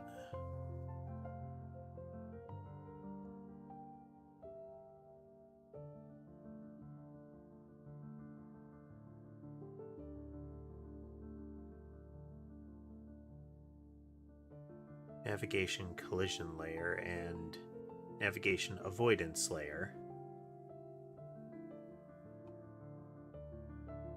is an entity thing. But there isn't a navigation collision layer and navigation avoidance layer variable on an entity. Oh, because this is an entity template.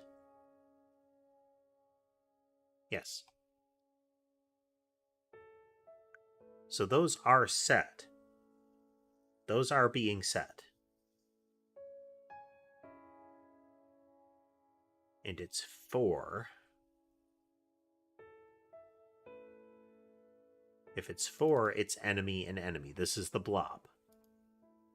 Yeah, we're loading the blob resource. Then we duplicate it. Look at entity template 2. That's properly set. We create a spawner for it. And we append that spawner.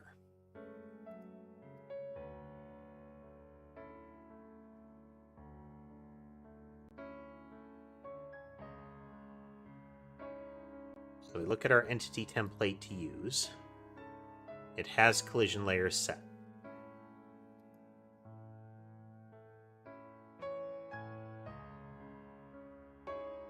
So we're going to go in to initialize it.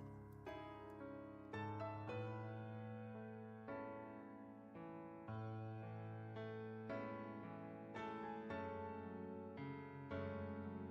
wonder if this is our problem here.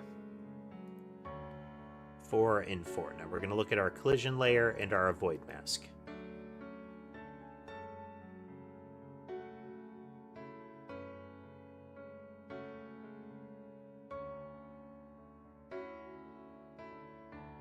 Those are 4. This is correct. Go down to our navigation server. And we're going to set those 3 things.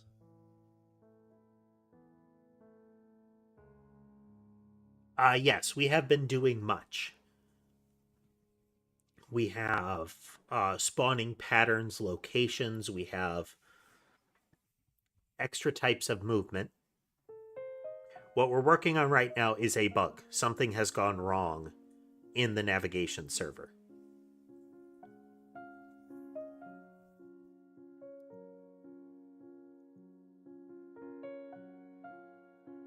Because the blobs are overlapping each other. We had this working before.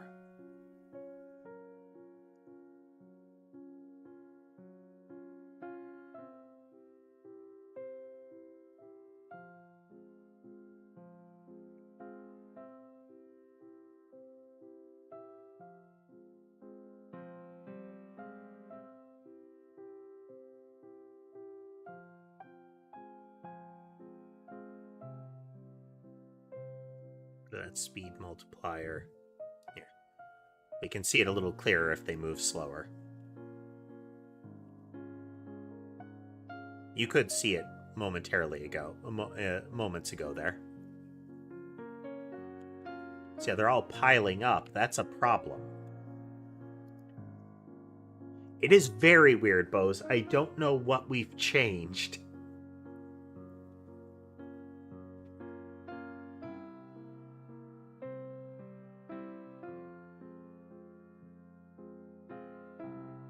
To make them do that.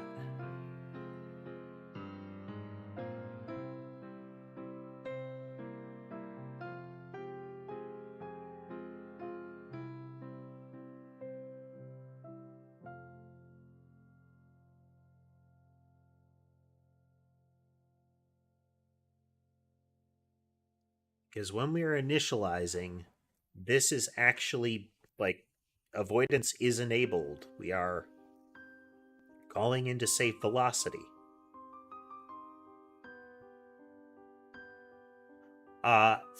Visually, like, I want the blobs not to overlap with each other. So, like, it will look like they're bumping into each other and not moving through each other. By their actual nature, they don't, like, code-wise collide with each other, but navigation-wise, they avoid each other.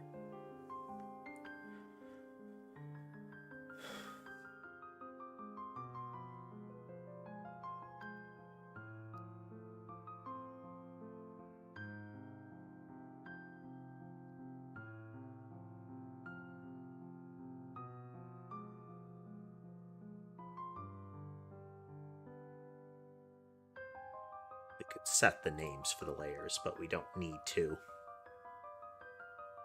since we're not using those objects directly.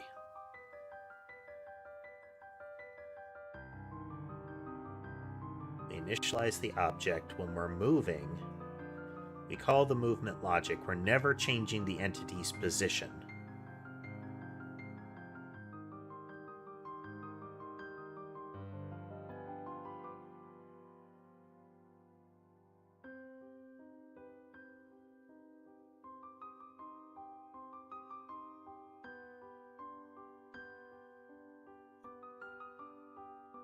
They get more priority the closer they get, but let's real quickly...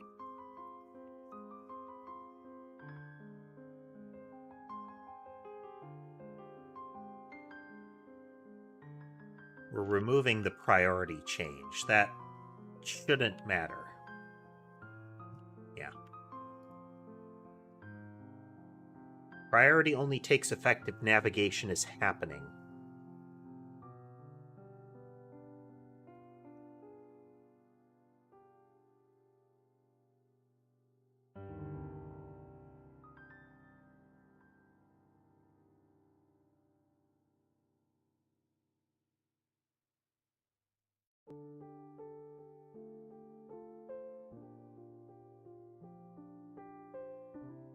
Not obstacles. We have no regions.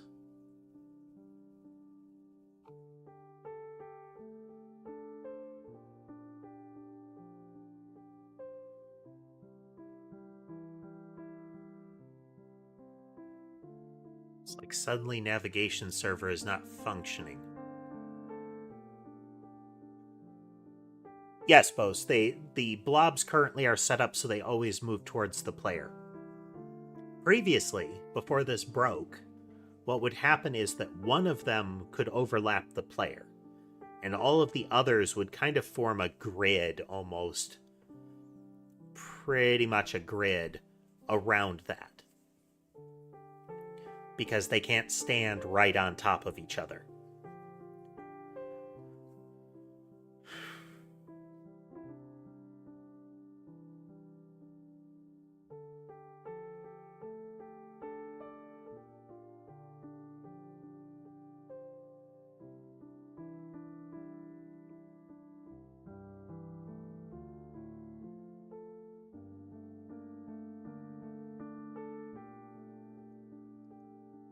Because the enemy zone reports collisions, but it doesn't actually care.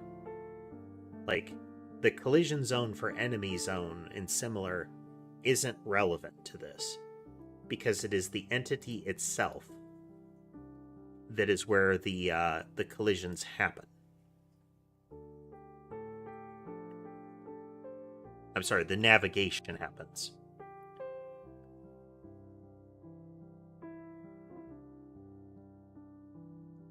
So we can keep that in there.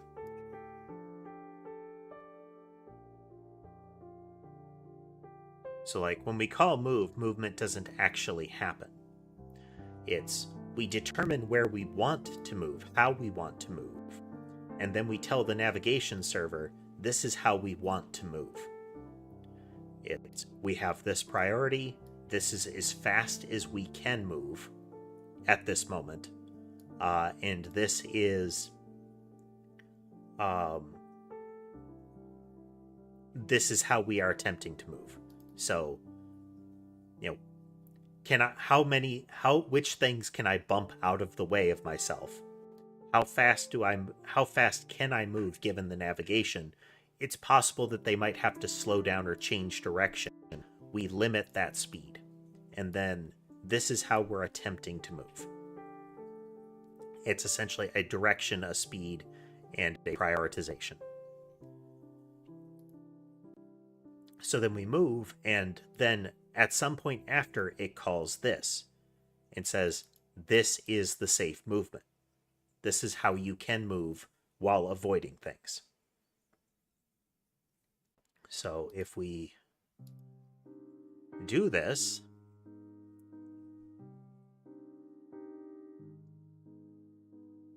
this is the player, so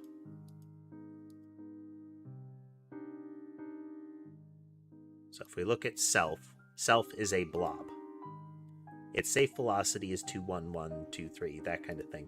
Let's let a bunch of them converge.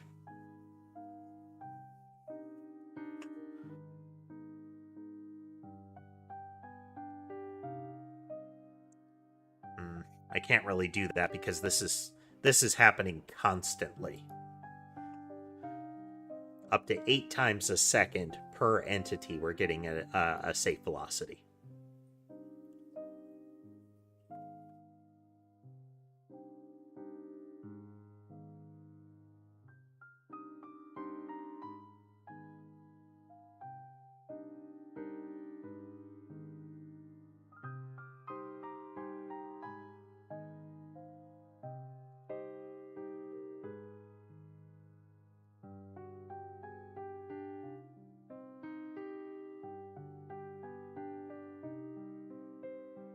We have an agent now.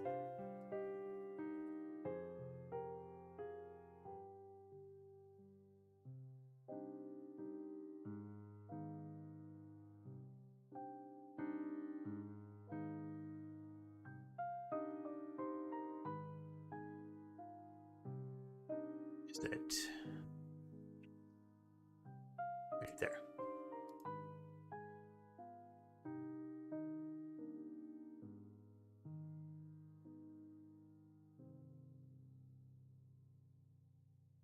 And our collision layer should be set at this point.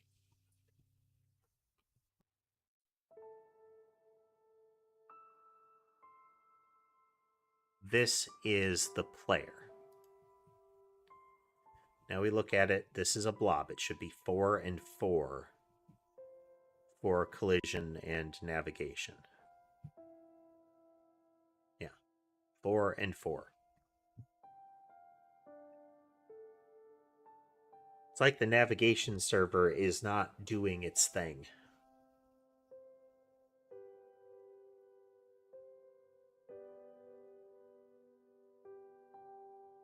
One moment.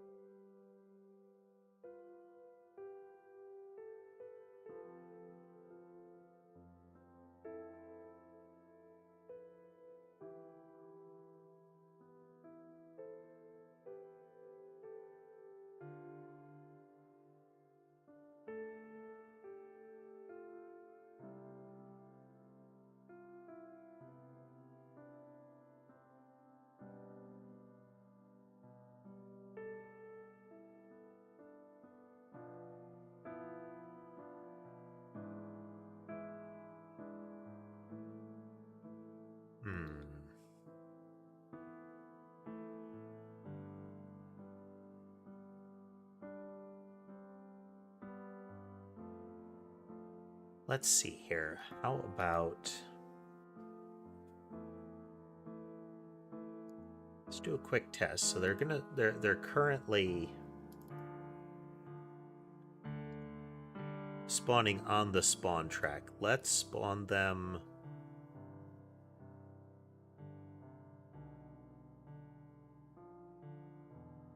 Spawn on the screen.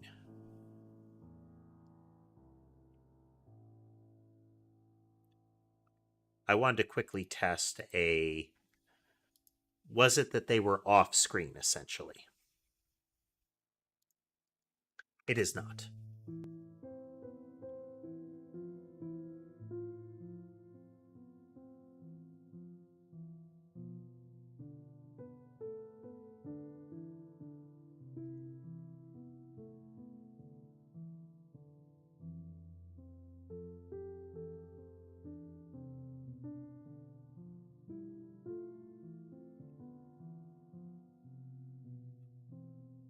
Get up.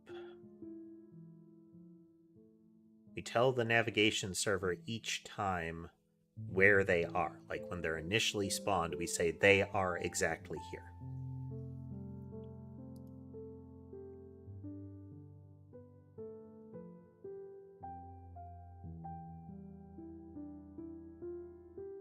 Not movement, we're setting where they are.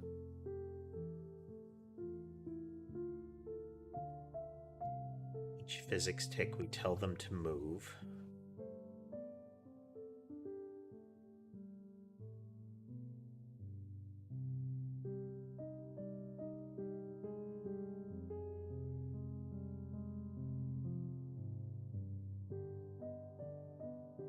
Is there something we removed?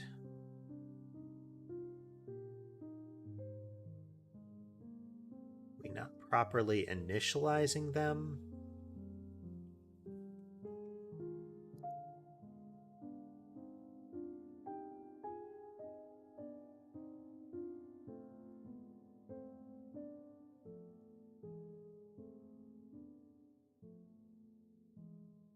Just quick test here. Okay, we're no longer pooling them. That shouldn't matter. Okay, doesn't matter.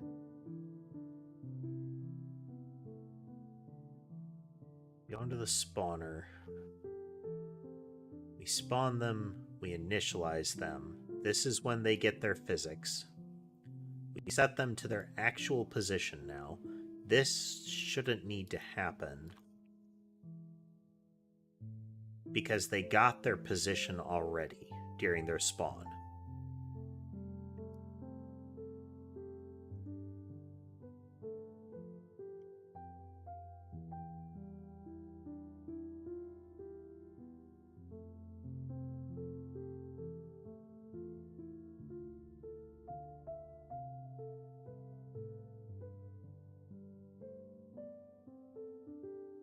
There is no dying yet, Fanman. The very concept doesn't actually exist at this point.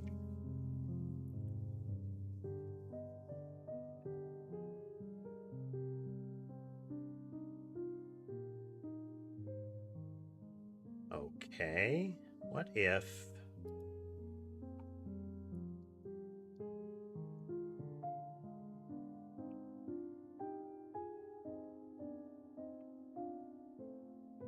we are going to go in...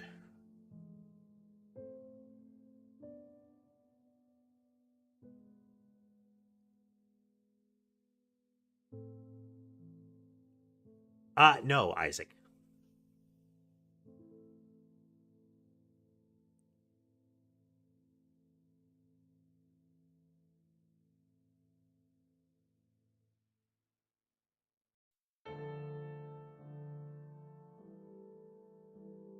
So avoidance layer, avoidance mask, avoidance enabled, and a callback. Okay. That is happening. It's not like we've updated Godot. We are making a game, Isaac. In particular, entity navigation has broken down. The monsters are not supposed to stand on top of each other. But they are. And that's not supposed to happen.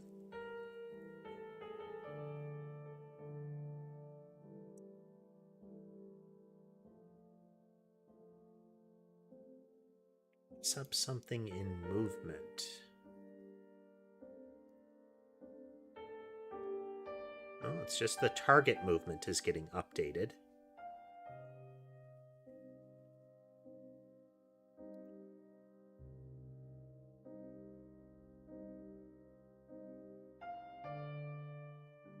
And entities are the one that determine that anyway when they get a physics tick. Well, they should. Probably going to end up changing that to be physics tick on an entity. Okay, so it's the collision zone that determines whether they should move or not. Right? No.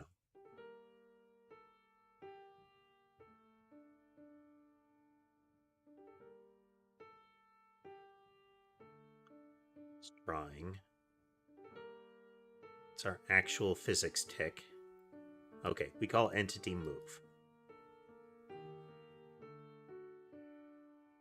We can also move lifespan into entities now.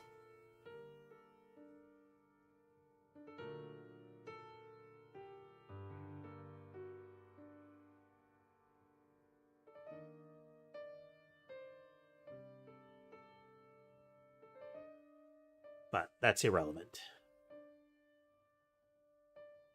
It's a Vampire Survivor style game, a bullet heaven, where the goal is ultimately to have the player spraying weaponry everywhere in order to kill off lots of monsters that swarm in. Usually it is a last until a particular moment or a last as long as you can kind of game.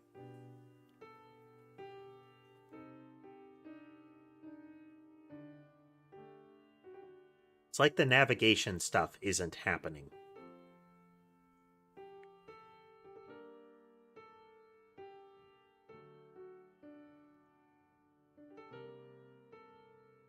Blobs avoid everything.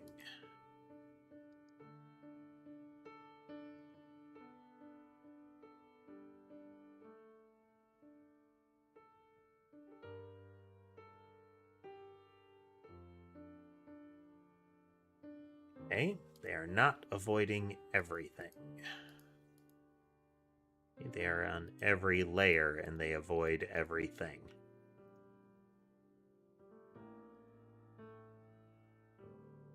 Oops.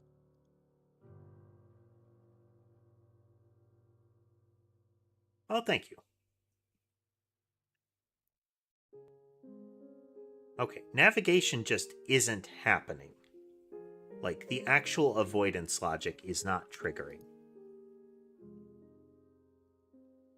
Because we know the navigation server is what is making them move. Like, that script is triggering. So, what are we missing?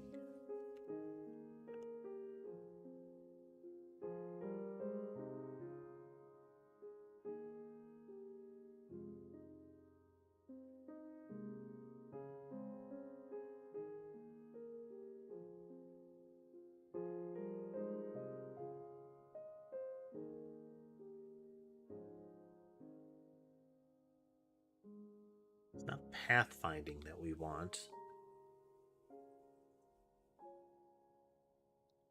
Not that.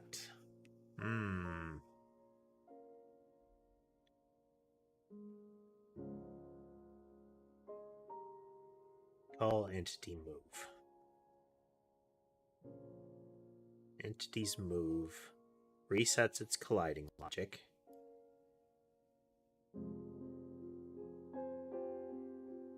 We call move.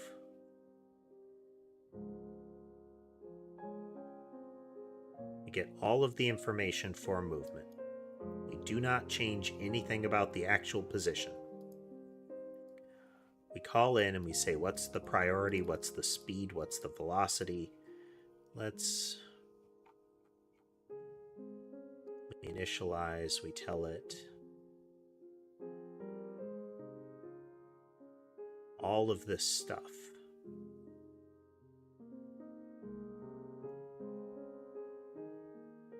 Temporarily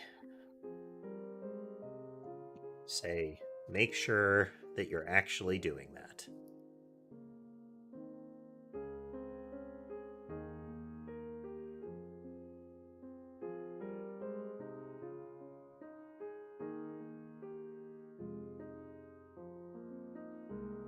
The best way to start making games or programming in general, really doing anything, building any skill, is to start doing it.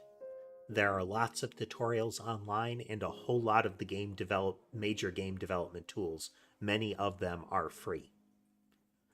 So if you want to dive way into the deep end, you could use Unreal Engine. If you want something a little more attainable, I would say Unity can be a little easier up front. There are a couple that are easier up front, but Godot is pretty straightforward too. And there are lots and lots of YouTube videos. Let's get rid of that weapon spawner here. And we're going to spawn them really fast so we can verify the behavior. Faster than that. And they must move faster.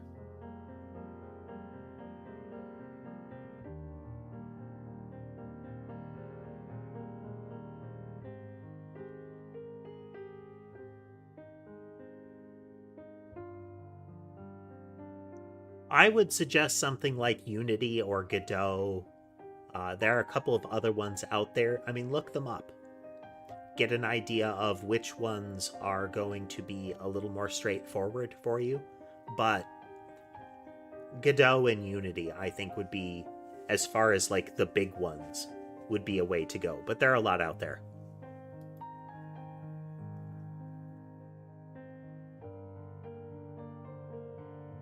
Hey, still not colliding. Hello there, James. It's not that.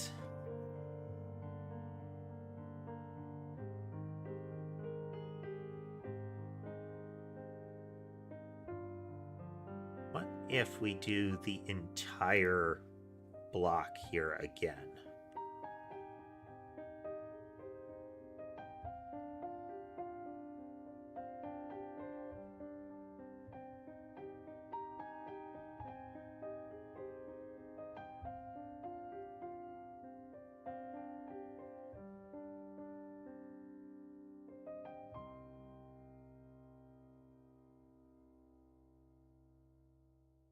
Set the radius, set the map, and we'll do this. Okay, this is completely start over.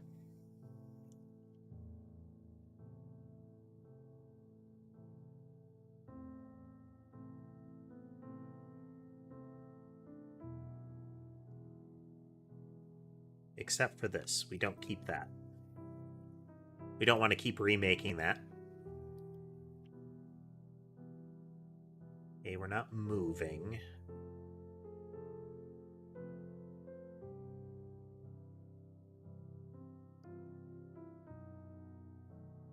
To move this down here. Keep that.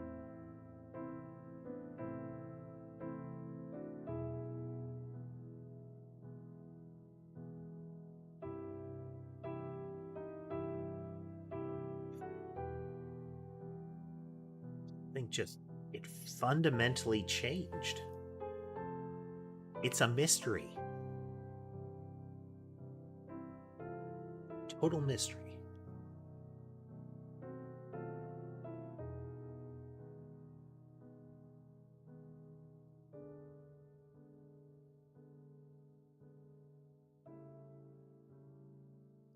That's not where they're moving. This is where they're moving.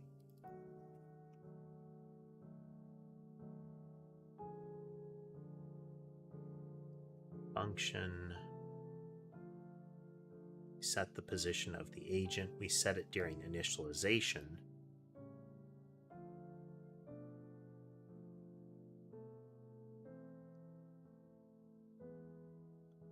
Initialization, safe velocity, and if something calls set position on it.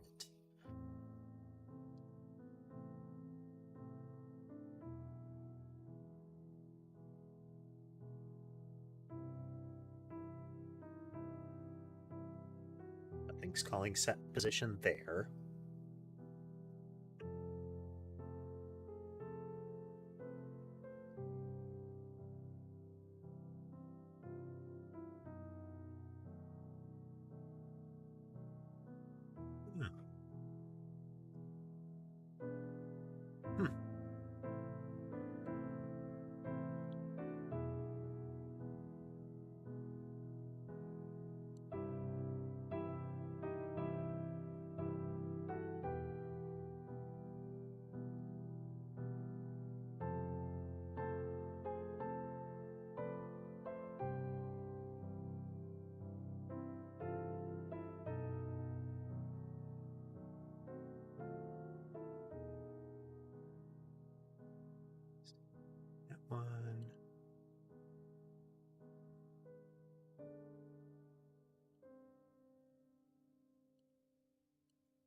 one.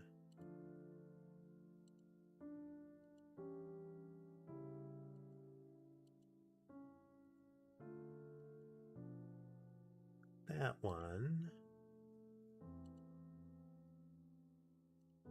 Just one moment, folks.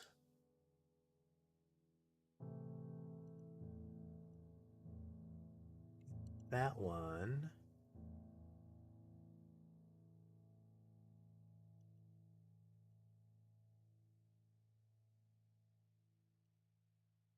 This one.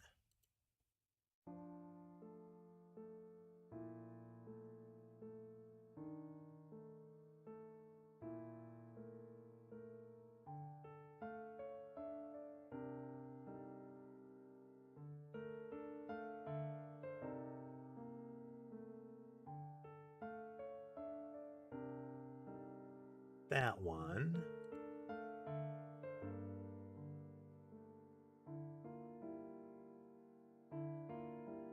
Okay, I think that's all of them. Yeah.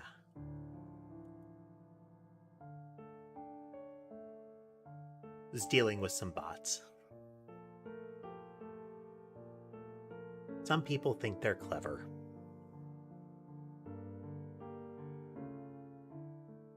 That's the goal, James. That's the goal. We've got a lot of the pieces for that in place.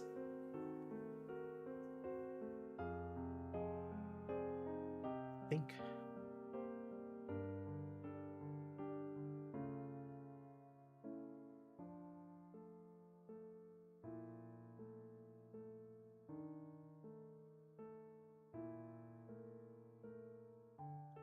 We've got some mechanical difficulties going on here.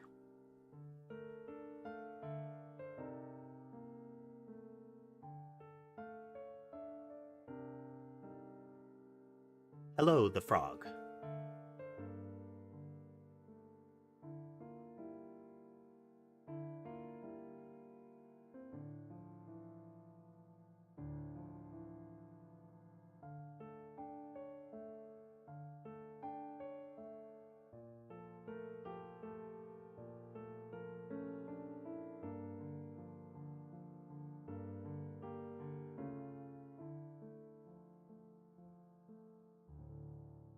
Okay.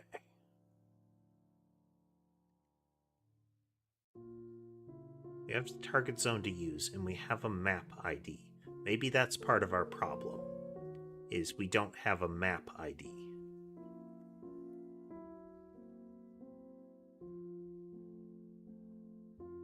I mean, we should.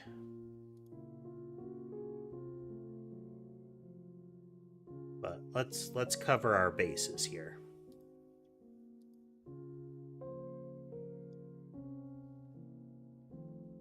We have a map RID.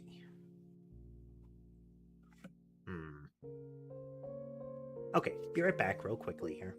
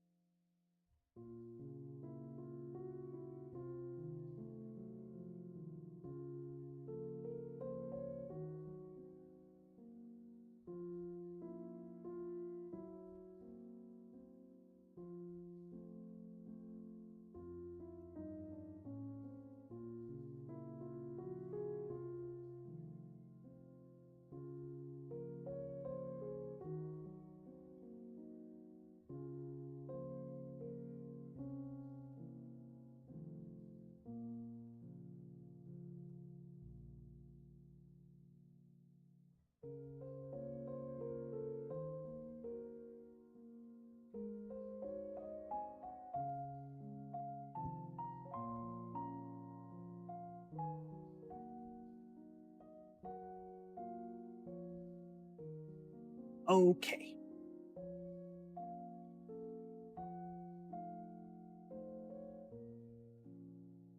We start them at 0 and then we move them elsewhere. Is there a different call we need to set? So we get all of their movement here. We call an initial one. They need to have a starting position to do some of their movement. This is tricky.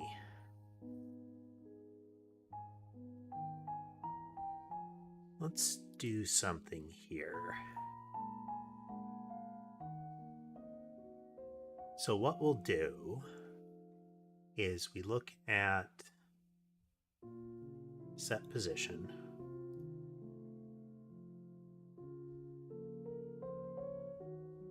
Move the transform. Now we move agent.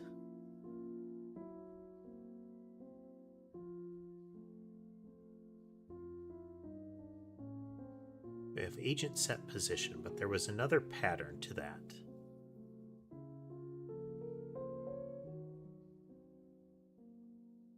What's your problem, Mason?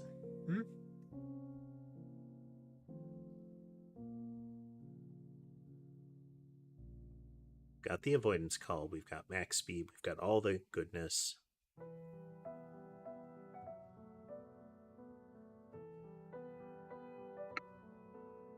Okay, it's set velocity forced, but that's not what we really want.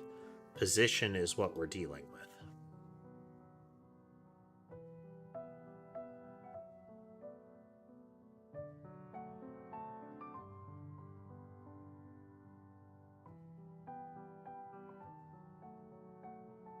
How did it break down?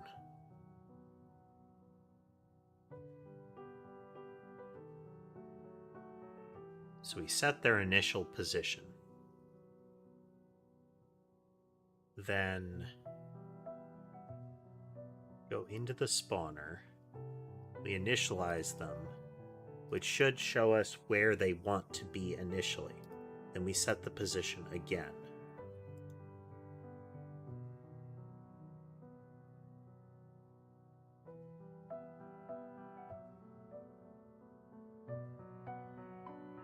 And we're doing this for multiple entities, so it doesn't really matter.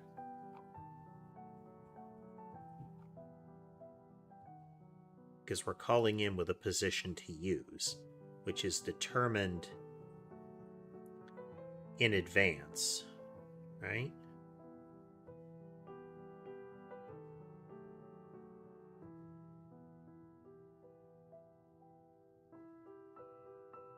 Yeah, because the spawner has a positioner chain.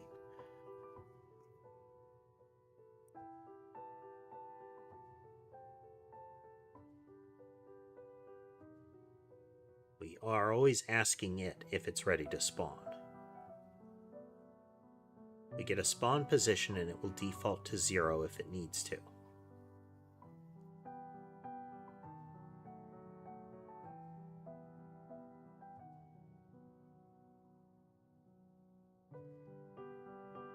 And we get the spawn position here.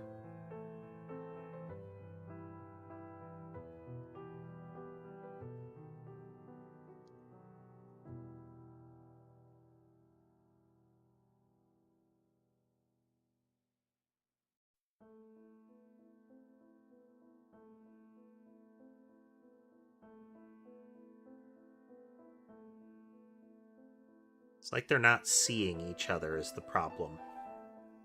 Wait.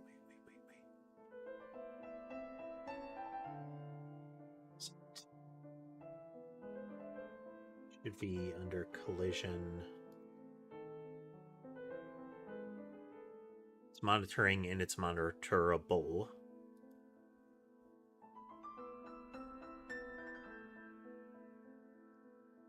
Default, they have no collision zone, and then we go into our game scene, check each one of these. Player zone lives on player. Let's keep that there.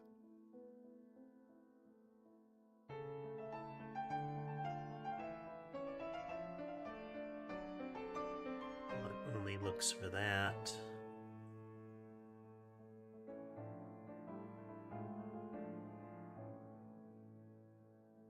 Enemies don't collide with bullets. Players don't collide with anything.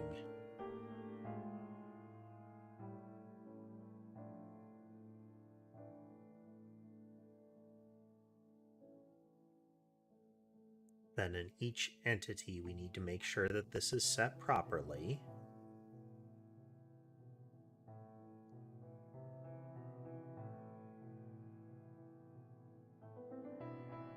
Player is on the collision layer. Enemies are on the enemy layer.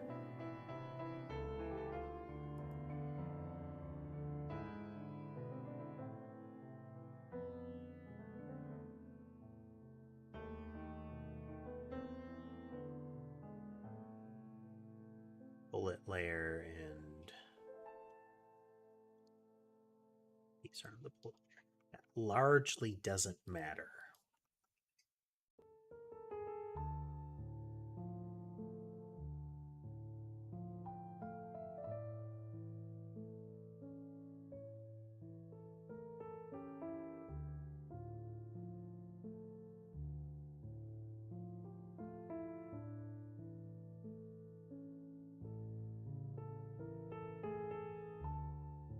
This was a big part of what we had to do.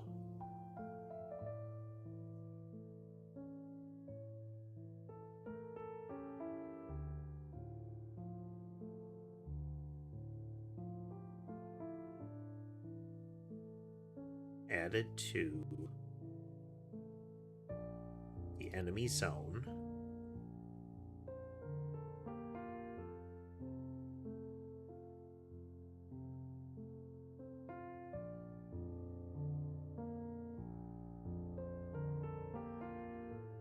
We have a target zone, which is the collision zone.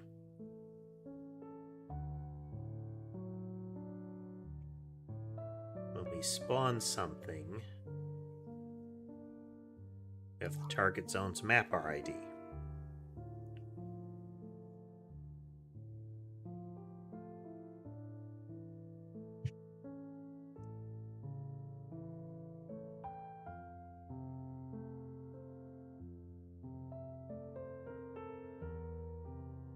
We need entity size in the initialize. Oh, that's to give it an identifier. Okay.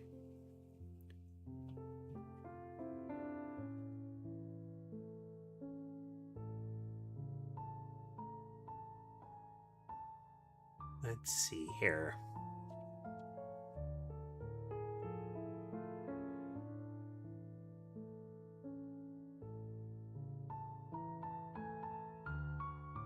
It's not during the release process because none of them are colliding properly. It's got to be somewhere in this movement.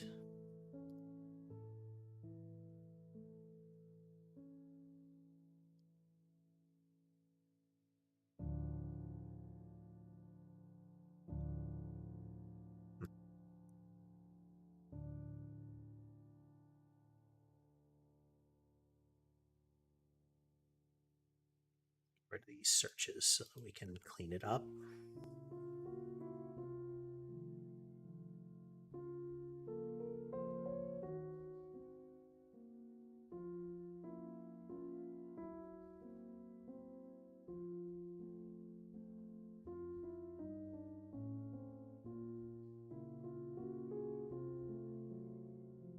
I'm going to say that the blobs try to avoid the player as well. And we're only going to spawn one blob every so often here, just to keep it minimized. 10 seconds. Then blobs move very fast.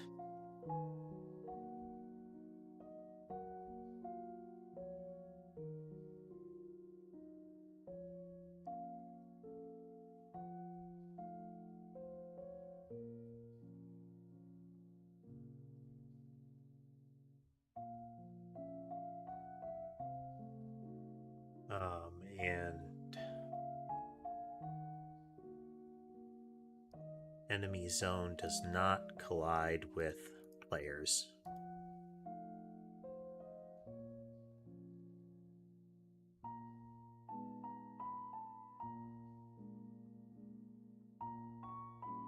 For those joining, our navigation logic has completely broken down.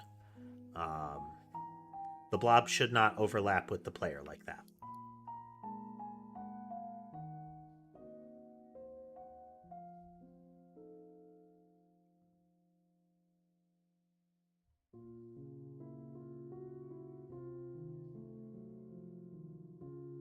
There's got to be something that got blown out.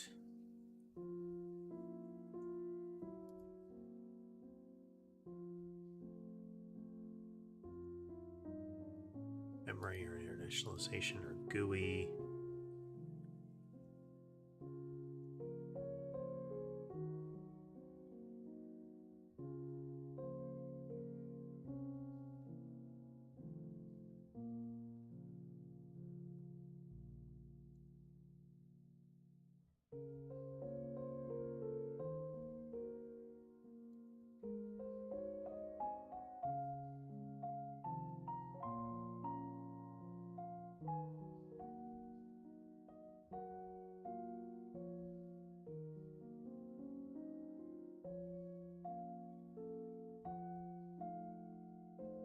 I don't even remember when this would have broken.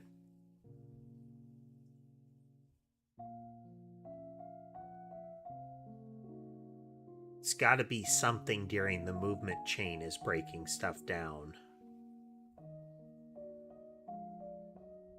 Because the spawner and the movement chain has been what I've been working on most recently.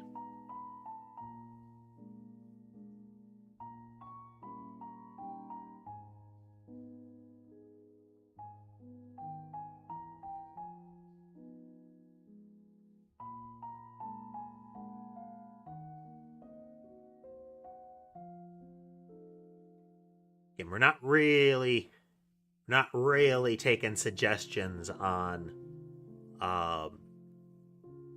game function or gameplay. We've already got a lot of that laid out, and we're in the very mechanical stage of it. I was actually hoping we were past some of that point.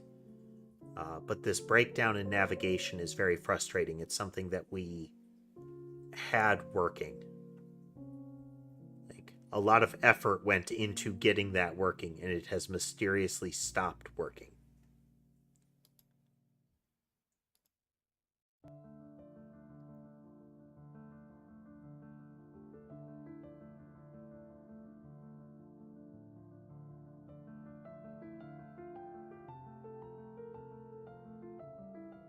It's got to be in the movement chain.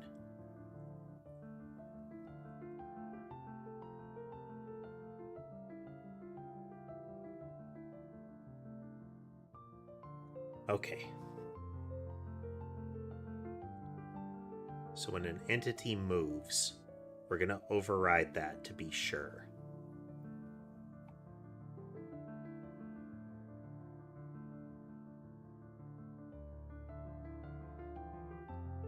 It's our initialize.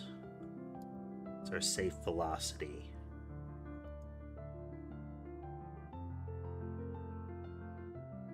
So right here, movement chain move.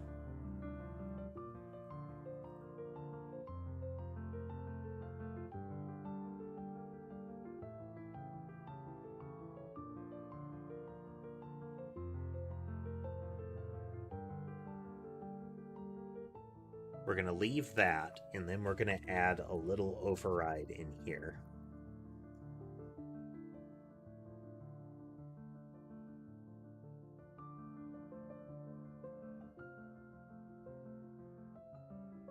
Equal to Player factory, not direction to player.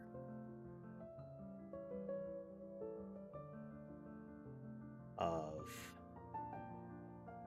position times constants square width. Just double check this.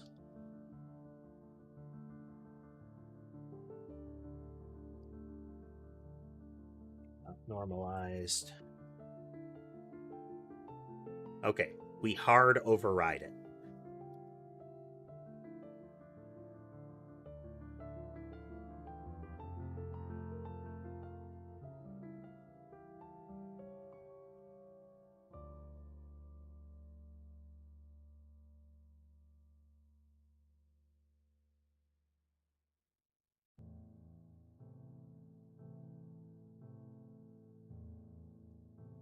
Don't actually ever use that, do we? Yeah, we do.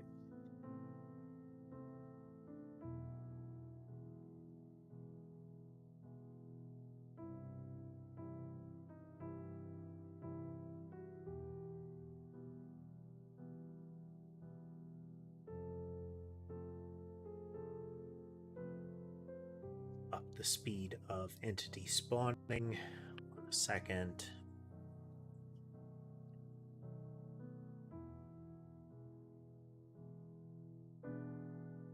And the blobs do not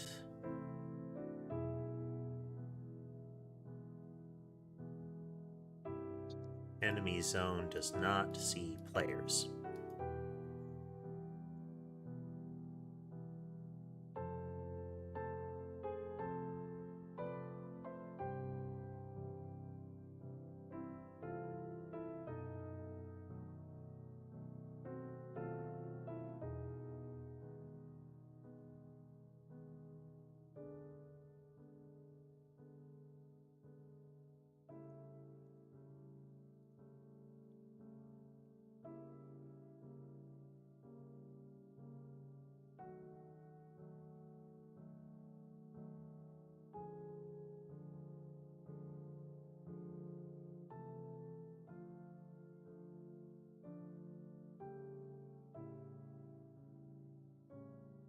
Okay, it's not potentially not the movement chain then. That's good.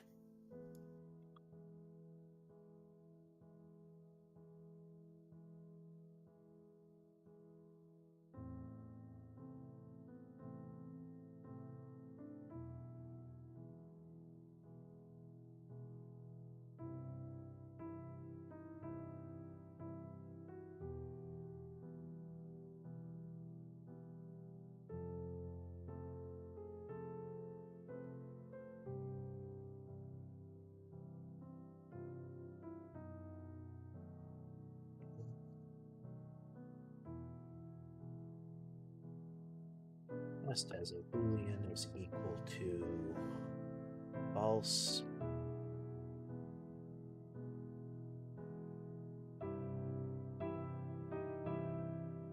Test is equal to true.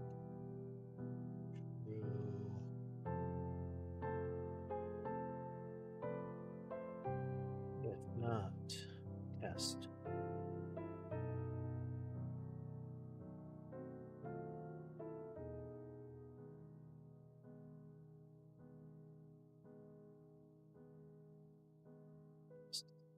False.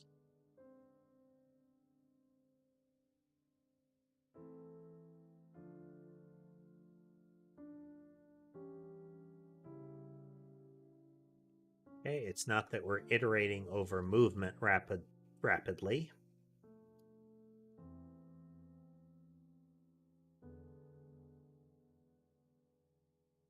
That's good.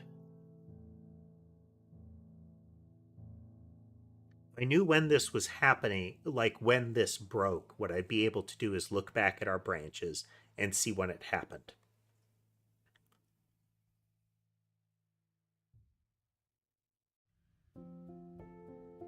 Constants entity type.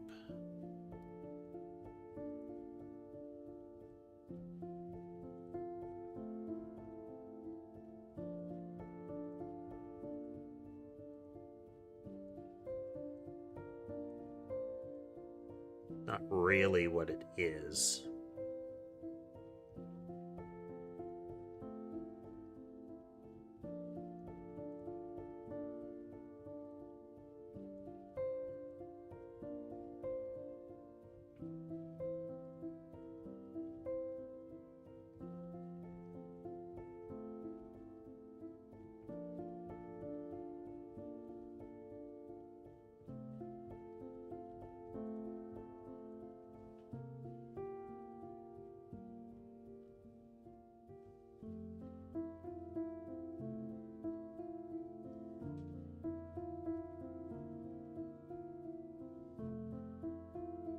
All right, I'm going to have to look at this a little bit more, folks. So we're going to wrap up here before we just sit here in silence and frustration. Oh, dear. So I wanted to make some progress on items. That's what we were starting to poke at the beginning of this, was getting it so that collision could be handled by the objects themselves, so that I could start adding like little collision plugins. Things like, hey, if you bump into this, inflict harm on the target. If you bump into this, grant an item to the target kind of stuff. Give the target XP. Those kind of collisions. But as we have discovered, some element of it that I don't want to let go of is not working. So we need to get that back in place. Hopefully I can get some of that done offline before our next stream on Friday. So again, thanks everybody for coming to watch us today. I hope you did have a good time. If you did and you haven't already, consider liking, commenting, subscribing, that kind of thing. It will help you find more content that you might like in the future. So again, have a good rest of your day, everyone. Goodbye.